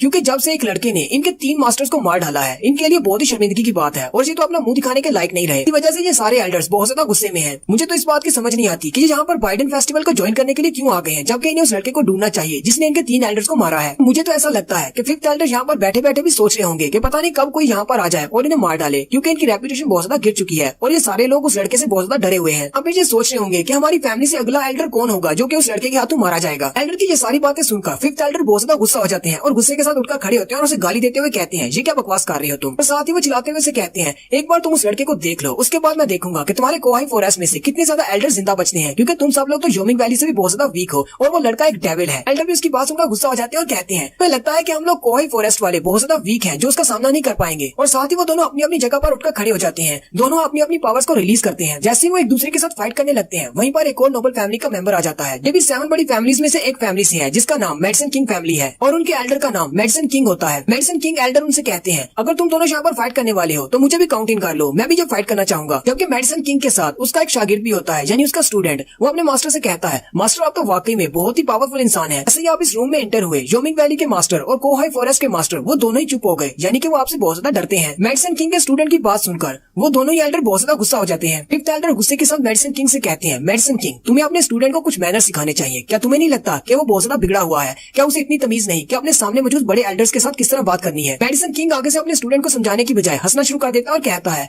मुझे लगता है कि तुम्हें थोड़े डिसिप्लिन की जरूरत है, ये तो सिर्फ एक बच्चा है, तुम्हें एक बच्चे के साथ इस तरह बात नहीं करनी चाहिए। मेडिसन किंग का स्टूडेंट भी कहता है, फिफ्थ एल्डर तुम तो खुद भी इतने ज्यादा यंग हो कि तुम्हें एक एल्डर कहना भी मुनासिब नहीं होगा, वैसे भी तुम्हारे अंदर एल्डर बनने वाला कोई एटीट्यूड नहीं है, तो फिर मैं तुम्हें एल्डर कहूंगा ही क्यों। फिफ्थ एल्डर उसकी बात सुनकर बहुत ज्यादा गुस्सा हो जाते हैं, लेकिन कुछ भी नहीं करते और अपनी जगह पर रुक जाते हैं। एल्डर लिन आगे बढ़ते हैं और कहते हैं, ये तो बहुत ही अच्छा हो गया कि यहाँ पर बाइडन फेस्टिवल में 4 बड़ी नोबल फैमिली से लोग आए हुए हैं। पहले तो मुझे लगा था कि इस बाइडन फेस्टिवल को मैनेज करना बहुत ज्यादा मुश्किल होगा, लेकिन अब जबकि यहाँ पर एल्डर यानी कि मेडिसन किंग आ चुके हैं, तो इसका मतलब ये फेस्टिवल बहुत ही अच्छे से हो जाएगा, कोई भी मसला क्रिएट नहीं होगा। मेडिसन किंग आगे से हंसना शुरू कर देते हैं और कहते हैं, तुम्हें मेरे साथ इस टोन में बात नहीं करनी चाहिए, क्योंकि मुझे पता है कि तुम अंदर से मुझे बिल्कुल भी देखना पसंद नहीं करते, तुम मुझसे नफरत करते हो, इसलिए मेरे सामने ड्रामा करना बंद करो। मेरा यहाँ पर आना तो बनता था क्योंकि मैं मेडिसन किंग हूँ और इस फेस्टिवल का नाम 100 पील फेस्टिवल है जो कि मेडिसन के बारे में है। अगर मेडिसन किंग यहाँ पर नहीं होगा तो फिर ये फेस्टिवल कैसे हो सकता है। मेडिसन किंग वहाँ पर हंस कर अपनी तारीफ कर रहे होते हैं। उसी वक्त डू डैन उनसे कहती है, एल्डर यहाँ पर आपको तो इन्वाइट किया ही नहीं गया, फिर आप लोग यहाँ पर किस चक्कर में आ गए हैं। मुझे याद है कि हेयू सिटी से किसी ने भी आपको इन्वाइट नहीं किया, आप तो यहाँ पर बिन बुलाए चले आए हैं। मेडिसन किंग उसे कहते हैं, इस बात से क्या फर्क पड़ता है कि तुम लोगों ने हमें बुलाया है या नहीं, मेडिसन किंग का यहाँ पर होना लाजमी है। और वैसे भी इस पूरे टीनियो एम्पायर में मैं जहाँ चाहे वहाँ पर जा सकता हूँ, ऐसा कोई भी नहीं जो मुझे रोक सके। अगर तुम्हारे अंदर हिम्मत है तो मुझे रोक लो। मास्टर डू डैन भी उसकी बात सुनकर बहुत ज्यादा गुस्सा हो जाती है और जैसे ही आगे बढ़ने लगती है, एल्डर उसे रोक लेते हैं और कहते हैं, शांत हो जाओ, यहाँ पर फाइट करने की जरूरत नहीं। मेडिसन किंग का स्टूडेंट हंसना शुरू कर देता है और कहता है, मास्टर आपने बिल्कुल ठीक कहा था, ये लड़कियां तो बिल्कुल बेवकूफ होती हैं, ये तो अपने गुस्से पर भी कंट्रोल नहीं रख पा रही। आपने कहा था कि लड़कियां मिलकर किसी भी कंट्री को नहीं चला सकती और ये लोग यहाँ पर हेड बनकर बैठी हुई हैं, पता नहीं इनको हेड किसने बना दिया है। जो एम्पायर में टोटल 7 नोबल फैमिलीज हैं और इन 7 नोबल फैमिलीज में से सबसे ज्यादा वीक फैमिली इनकी रेन फ्लावर फैमिली है। वो तीनों ही एल्डर उसकी बात सुनकर बहुत ज्यादा गुस्सा हो जाते हैं और कहते हैं, ये मेडिसन किंग तो बहुत ज्यादा बुरा है, यही बुरा नहीं बल्कि इसका स्टूडेंट भी इसके जैसा ही है, वो भी बहुत ज्यादा बदतमीज है, उसे किसी से बात करने की तमीज भी नहीं है। यहीं पर किंग काई की एंट्री होती है। वो आते ही स्टूडेंट से कहती है, लिटिल ब्रदर तुम्हें इस तरह की बात नहीं करनी चाहिए, चाहे हमारी फैमिली सबसे ज्यादा वीक फैमिली है, लेकिन पिछले 1000 साल से हमारी फैमिली यहीं पर है, टीन्यू एम्पायर में। कभी किसी ने हम पर अटैक नहीं किया और ना ही हमने किसी पर अटैक किया है, और इसके लिए भी हमारी एक अपनी रीजन है। इसके लिए तुम हमें क्रिटिसाइज नहीं कर सकते। डूडान उसे देखकर बहुत ज्यादा खुश हो जाती है और कहती है, सीनियर सिस्टर चलो शुक्र है तुम यहाँ पर आ गई, मैं तो बहुत ज्यादा परेशान थी, तुम पता नहीं कहाँ पर चली गई थी। मेडिसिन किंग एल्डर यहाँ पर बिना बुलाए चले आए हैं और मुझे नहीं पता कि इनके साथ क्या करूँ। ये यहाँ पर बहुत ज्यादा बदतमीजी भी कर रहे हैं। मास्टर किंग काई उसे कहती है, मैं तुम्हारे स्टूडेंट्स के मसलों को हल कर रही थी। मैंने तुम्हें कितनी बार कहा है कि अपने स्टूडेंट्स को समझाया करो। इस तरह के मसले क्रिएट करने से हमारी रेपुटेशन में कमी आती है। वो जाकर छोटी फैमिलीज के साथ पंगा ले रही थी। मास्टर डूडान कहती है, कौन है वो लड़की, मुझे जल्दी से उसका नाम बताएं, मैं उसको खुद देखती हूँ। साथ ही हाल के बाहर का सीन दिखाते हैं जहाँ पर वो डैन डैन को पकड़ कर लेकर आ रही होती है। एक कार्ड के ऊपर उन्होंने मास्टर लिन को भी लिटा रखा होता है। वो लड़कियां उन सबको लेकर वहाँ पर आ जाती है। एल्डर लिन जैसे ही अपने बेटे को देखते हैं वो भागते हुए उसके पास चले जाते हैं और कहते हैं, टियानचू तुम्हारी ये हालत किसने कर दी, मेरे बेटे को इतना ज्यादा जख्मी किसने किया है। मेडिसिन किंग का स्टूडेंट अपने मास्टर से पूछता है, मास्टर इस लड़के को देखकर आपको क्या लगता है, क्या ये बहुत ज्यादा जख्मी है, क्या ये ठीक हो सकता है या नहीं। मेडिसिन किंग उसकी बात सुनने के बाद हंसना शुरू कर देता है और कहता है, ना कि ये लड़का इतना ज्यादा जख्मी नहीं है, ये जिंदा तो रहेगा, लेकिन मुझे नहीं लगता कि ये कभी भी जिंदगी में बाप बन पाएगा। इसकी नस्ल तो यहीं पर खत्म होने वाली है। इसने भी इसके साथ ये सब कुछ किया है। मुझे लगता है कि वो बहुत ज्यादा जालिम था और उसे पता था वो क्या कर रहा है। मेडिसिन किंग का स्टूडेंट उनकी बात सुनने के बाद हंसना शुरू कर देता है और कहता है, अगर इनका बेटा इतना ज्यादा वीक है तो मुझे नहीं लगता कि इनके मास्टर भी इतने ज्यादा स्ट्रॉन्ग हो सकते हैं। ये सारी बहुत ज्यादा वीक है। कोहाई फॉरेस्ट वाले को तो नोबल फैमिली होने के लायक ही नहीं होना चाहिए था। एल्डर लिन भी उसकी बात सुनकर बहुत ज्यादा गुस्सा हो जाते हैं और यहीं पर हमारी एपिसोड 58 का एंड होता है। एक्सप्लेनेशन अच्छी लगी हो तो कमेंट करके जरूर बताएं। चैनल को सब्सक्राइब कर दें, वीडियो को लाइक और शेयर कर दें। शुक्रिया। हेलो गाइस, कैसे हैं आप सब लोग। दी बुक ऑफ एस्पर की एपिसोड 59 के साथ हाजिर हूँ। तो लास्ट एपिसोड के एंड पे हमने क्या देखा था, आप सबको याद है कि हमने क्या देखा था। किंग काई उस स्टूडेंट से कहती है, मैं तुम्हारी बात से बिल्कुल भी एग्री नहीं करती। कोहाई फैमिली वाले लोग बिल्कुल भी वीक नहीं है, बल्कि वो लड़का वो बहुत ज्यादा स्ट्रॉन्ग था। मैंने उस लड़के को देखा है, हालांकि वो बहुत ज्यादा यंग था, लेकिन फिर भी 7 रॉयल फैमिलीज के बराबर उसके पास स्ट्रेंथ थी। एक बहुत बड़ा जीनियस डिसाइपल लग रहा था किसी बड़ी फैमिली का। मुझे तो यहाँ तक लगता है अगर तुम मेडिसिन किंग के स्टूडेंट हो, तुम भी वहाँ पर होते तो तुम्हारी भी हालत यही होती। तुम उस लड़के से कभी भी जीत नहीं पाते। किंग काई की सारी बातें सुनने के बाद मेडिसिन किंग का स्टूडेंट बहुत ज्यादा गुस्सा हो जाता है। डूडान भी आगे बढ़ती है और अपनी सीनियर सिस्टर से कहती है, जब तुमने उस लड़के को देख ही लिया था तो फिर तुमने उसको पकड़ा क्यों नहीं, तुम उसे जरूर सजा देती, फिर तुम वापस क्यों आ गई, क्या तुम्हें लगता है कि वो तुमसे भी ज्यादा स्ट्रॉन्ग है। किंग काई उसे कहती है, ऐसी बात नहीं है, मुझे नहीं लगता कि मुझसे ज्यादा स्ट्रॉन्ग है, पर तुम मेरे एटीट्यूड को तो जानती हो कि मैं किसी को ऐसी सजा नहीं देती। फिर वो डैन डैन से कहती है, डैन डैन यहाँ पर सबको सारी बात बताओ कि वहाँ पर क्या हुआ था, शुरुआत से लेकर एंड तक, मेरे पहुंचने से पहले तक। उसके बाद डिसाइड करते हैं कि उस लड़के का क्या करना है। वो लड़का अभी यहीं पर है, हेजू मेंशन के अंदर ही है। फिर डैन डैन उनको सारी बात बता देती है कि वहाँ पर क्या हुआ था। सेवंथ एल्डर उसकी बात सुनने के बाद हंसना शुरू कर देता है और कहता है, तो इसका मतलब वहाँ पर ये कुछ हुआ था। जबकि उस लड़के जू फैन ने हमारे 3 एल्डर्स को मार दिया है, तब से हर किसी के अंदर में हिम्मत आ गई है और सारी छोटी फैमिलीज वाले लोग हमारे सामने खड़ा होना शुरू हो गए हैं। पता नहीं एक दिन ऐसा भी आएगा जब हमारी 7 फैमिली से कोई भी नहीं डरेगा और सारे हमारे सामने खड़ा होना शुरू हो जाएंगे। मेडिसिन किंग उसे कहता है, 5th एल्डर, पर ये सब कुछ तो तुम लोगों की वजह से हुआ है कि तुम सब लोग बहुत ज्यादा वीक हो, जो कि एक लड़के के हाथों मारे गए, और ये सब कुछ तुम्हारी लापरवाही का नतीजा है कि तुम सब लोग अभी भी उस लड़के जू फैन को नहीं पकड़ पाए। वो लड़का अभी भी आजाद घूम रहा है। तुम सब लोगों की वजह से हमारी फैमिलीज को भी नुकसान पहुंच रहा है, हमारी 6 फैमिलीज की रेपुटेशन को नुकसान पहुंचा है। 5th एल्डर उसे कहते हैं, हाँ ये बात बिल्कुल ठीक है कि ये सब कुछ हमारी वजह से हुआ है, लेकिन यहाँ पर बात बहुत ज्यादा अलग है। मास्टर लिन को एक लड़के ने पीटा है, तो अगर एल्डर लिन वहाँ पर जाकर उस लड़के को पीट कर अपने बेटे का बदला लेते हैं, ये तो 7 फैमिलीज वालों के लिए और भी ज्यादा बेइज्जती की बात होगी। हालांकि अफसोस की बात तो ये है कि एल्डर लिन अपने साथ अपना कोई भी स्टूडेंट नहीं लेकर आए, वो सिर्फ अपने बेटे के साथ यहाँ पर आए थे। अगर तुम अपने साथ अपना कोई डिसाइपल लेकर आए होते तो तुम उसे वहाँ पर बेचकर उस लड़के से बदला ले सकते थे और शायद डैन डैन की इज्जत भी बच जाती। एल्डर लिन उसकी बात सुनकर बहुत ज्यादा गुस्सा हो जाते हैं, लेकिन उसी वक्त मेडिसिन किंग का स्टूडेंट आगे बढ़ता है और डैन डैन का हाथ पकड़ते हुए कहता है, डैन डैन के लिए मैं बदला लूंगा, और साथ ही वो उसका हाथ पकड़कर बाहर चला जाता है और उड़ते हुए वहाँ से चला जाता है। डूडान भी उसकी सरकत से काफी ज्यादा गुस्सा हो जाती है और कहती है, इस लड़के में तो वाकई में कोई तमीज नहीं है, ये लड़का बहुत ज्यादा बिगड़ा हुआ है, ये मेरी आंखों के सामने मेरी स्टूडेंट को यहाँ से लेकर चला गया। मेडिसिन किंग भी आगे बढ़ता और कहता है, इस दुनिया में औरतों को हमेशा मर्दों का पीछा करना चाहिए, यानी उन्हें सिर्फ मर्दों को फॉलो करना चाहिए, वरना ये दुनिया नहीं चल पाएगी। अगर तुम लड़कियां अपने लिए किसी से बदला नहीं ले सकते तो फिर तुम्हारा ये टावर ज्यादा देर तक नहीं टिकेगा। और साथ ही मेडिसिन किंग भी वहाँ से उड़ जाते हैं अपने स्टूडेंट के पीछे पीछे। 5th एल्डर कहता है, मुझे लगता है कि मेडिसिन किंग ने कुछ रियलाइज किया है, इसलिए वो अपने स्टूडेंट के पीछे गया है, मुझे भी उसके पीछे जाना चाहिए, और वो भी उसके पीछे पीछे उड़ जाता है।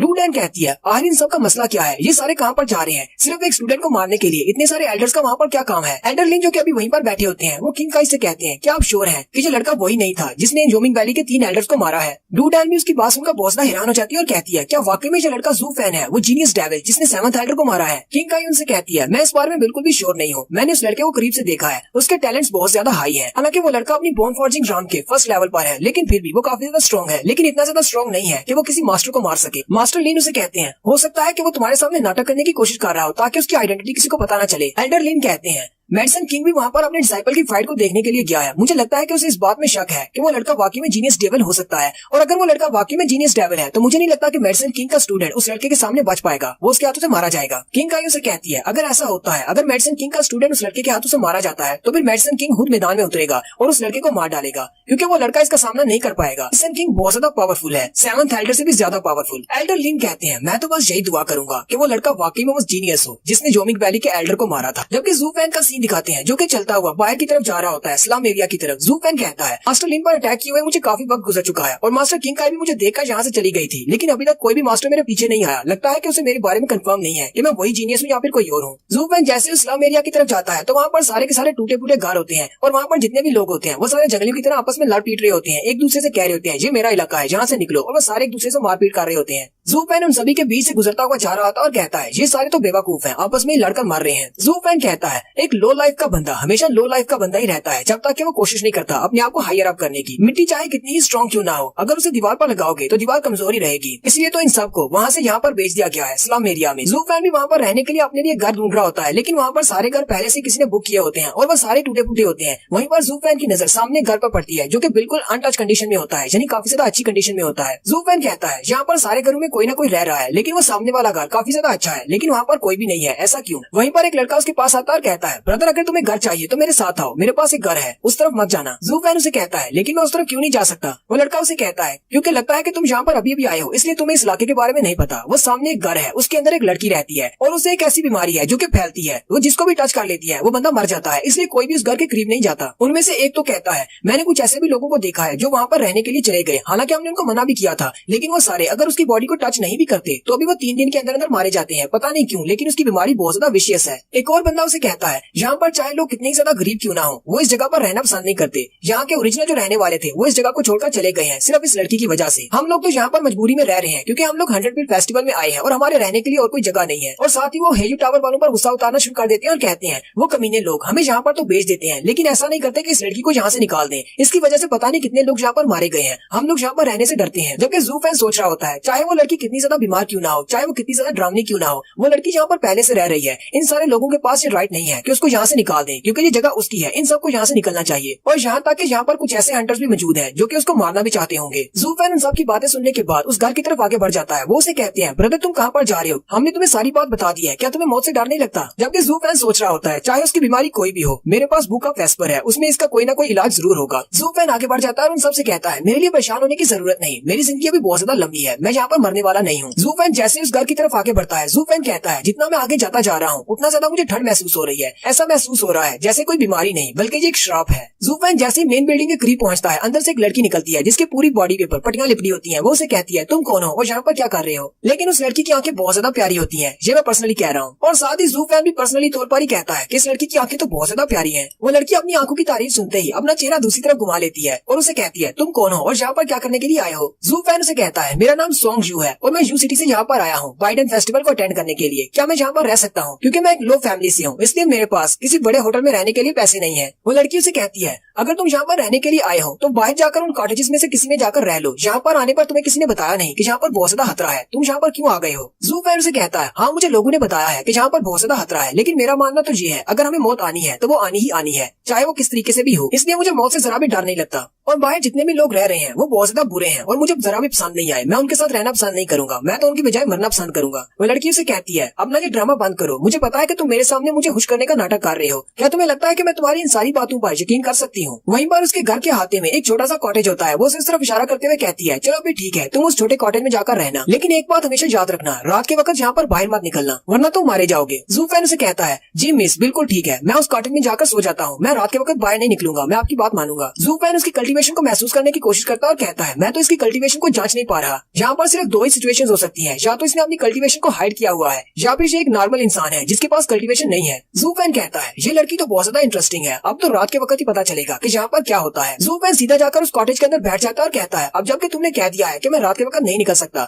लेकिन फिर भी मेरे पास ऐसा कुछ है जो रात के वक्त बाहर निकल सकता है। आज रात में तुम्हारे इस राज का पर्दा उठाकर रहूंगा कि रात के वक्त तुम यहाँ पर क्या करती हो और लोग यहाँ पर कैसे मारे जाते हैं। जू फैन थोड़ी देर के लिए वहीं पर सो जाता है और रात के वक्त उसे जाग आ जाती है, क्योंकि उसी वक्त उसे एक फॉर्मेशन के ओपन होने का अंदाजा होता है। ज़ू फैन जल्दी से उठकर बैठ जाता है और कहता है ये तो किसी ने फॉर्मेशन को ड्रा किया है। ज़ू फैन अपने पास एक छोटी बॉटल निकालता है जिसके अंदर एक पिल होती है जो कि इनविंसिबिलिटी के लिए होती है। ज़ू फैन अपने ब्लडी बेबी को निकालता है और वो पिल उसको खिला देता है जिससे वो किसी को दिखाई नहीं देता। ज़ू फैन कहता है अब जबकि मेरे ब्लडी बेबी ने इस पिल को खा लिया है, अब कोई भी मास्टर यहाँ पर आ जाए वो मेरे ब्लडी बेबी को नोटिस नहीं कर पाएगा। ज़ू फैन कहता है जाओ मेरे ब्लडी बेबी और मुझे देखकर बताओ बाहर क्या हो रहा है। ज़ू फैन का ब्लडी बेबी जैसी बाहर जाता है तो कोर्टयार्ड के सेंटर में वो लड़की एक फॉर्मेशन बनाकर उसके सेंटर में बैठी कुछ कर रही होती है। ज़ू फैन भी देखकर बहुत ज्यादा हैरान हो जाता है और कहता है ये तो लेवल 3 की जिनचू फॉर्मेशन है। और यहीं पर हमारी एपिसोड 59 का एंड होता है। नेक्स्ट एपिसोड में देखेंगे आखिर इस लड़की को कौन सी बीमारी है और जो लड़की यहाँ पर फॉर्मेशन बनाकर क्यों बैठी हुई है। वीडियो की एक्सप्लेनेशन अच्छी लगी हो तो कमेंट करके जरूर बताएं। चैनल को सब्सक्राइब कर दें, वीडियो को लाइक और शेयर कर दें। शुक्रिया।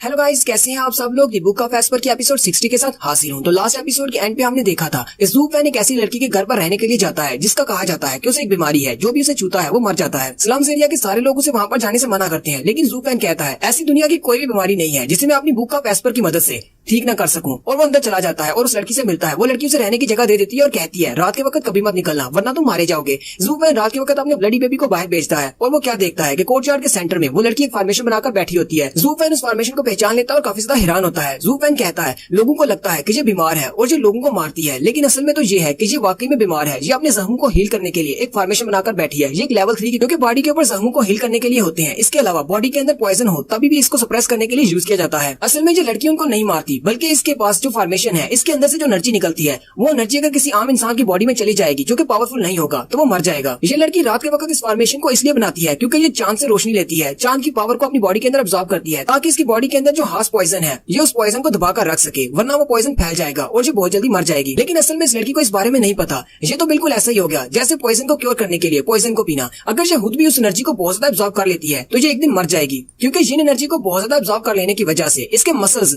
टूट जाएंगे और इसकी वेन्स फट जाएंगी, जिसकी वजह से या तो ये माजूर हो जाएगी यहाँ पे ये बिल्कुल मर सकती है। और अगर ये मरती नहीं है तो इसकी बॉडी के अंदर जो पॉइजन है वो पहले से ज्यादा फैल जाएगा और इसकी पूरी बॉडी को कवर कर लेगा। और अगर वो पॉइजन इसकी बॉडी के अंदर से बहुत ज्यादा फैल जाता है तो मुझे नहीं लगता कि ये लड़की बच पाएगी, वो पॉइजन इस लड़की को मार डालेगा। ज़ू फैन कहता है आखिर इसकी बॉडी के अंदर ऐसा कौन सा हार्श पॉइजन है जिसको सप्रेस करने के लिए इसे मूनजिन की एनर्जी की जरूरत है। ज़ू फैन सारी रात उसको वहीं पर नोट करता है और फिर अपने ब्लडी बेबी को वापस बुला लेता है। जब सुबह होती है तो जाहिर सी बात है चांद डूब जाता है। चांद के गायब होते ही वो अपनी फॉर्मेशन को एंड करती है और उठकर बैठ जाती है। लेकिन उसी वक्त दिखाते हैं ज़ू फैन सामने की तरफ से भागता हुआ आ रहा होता है। ज़ू फैन दूर से उसे माय लेडी कहकर पुकारता है। वो लड़की काफी ज्यादा चौंक जाती है और जल्दी से लकड़ी के कुछ टुकड़े उठाकर अपनी फॉर्मेशन को कवर कर देती है। ज़ू फैन जैसे उसके करीब आता है वो लड़की गुस्से के साथ उसे कहती है मैंने तुमसे पहले ही कहा था कि रात के वक्त यहाँ पर मत निकलना, तुम यहाँ पर क्या कर रहे हो, मैंने तुम्हें समझाया था। ज़ू फैन हंसते हुए उससे कहता है माय लेडी आपने कहा था कि रात के वक्त मत निकलना, लेकिन अब तो सुबह हो चुकी है, सुबह के वक्त तो मैं यहाँ पर आ सकता हूँ। वो लड़की उसकी बात सुनकर हैरान हो जाती है और कहती है ये लड़का तो बिल्कुल ठीक कह रहा है, अब तो सुबह हो चुकी है। और साथ ही वो लड़की उसे कहती है अच्छा ठीक है मैं अपने रूल्स को चेंज करती हूँ, अगर तुम्हें यहाँ पर मेरे साथ रहना है तो फिर जाकर उस टूटे से घर में जाकर बैठ जाओ, यहाँ पर घुमा फिरा मत करो। अब तुम्हारे लिए रूल अलग है, तुम रात के वक्त तो क्या दिन के वक्त भी यहाँ पर नहीं निकल सकते, और अगर तुम ऐसा नहीं करते जैसा मैंने तुमसे कहा है तो तुम यहाँ से जा सकते हो, मुझे तुम्हारी यहाँ पर कोई भी जरूरत नहीं है।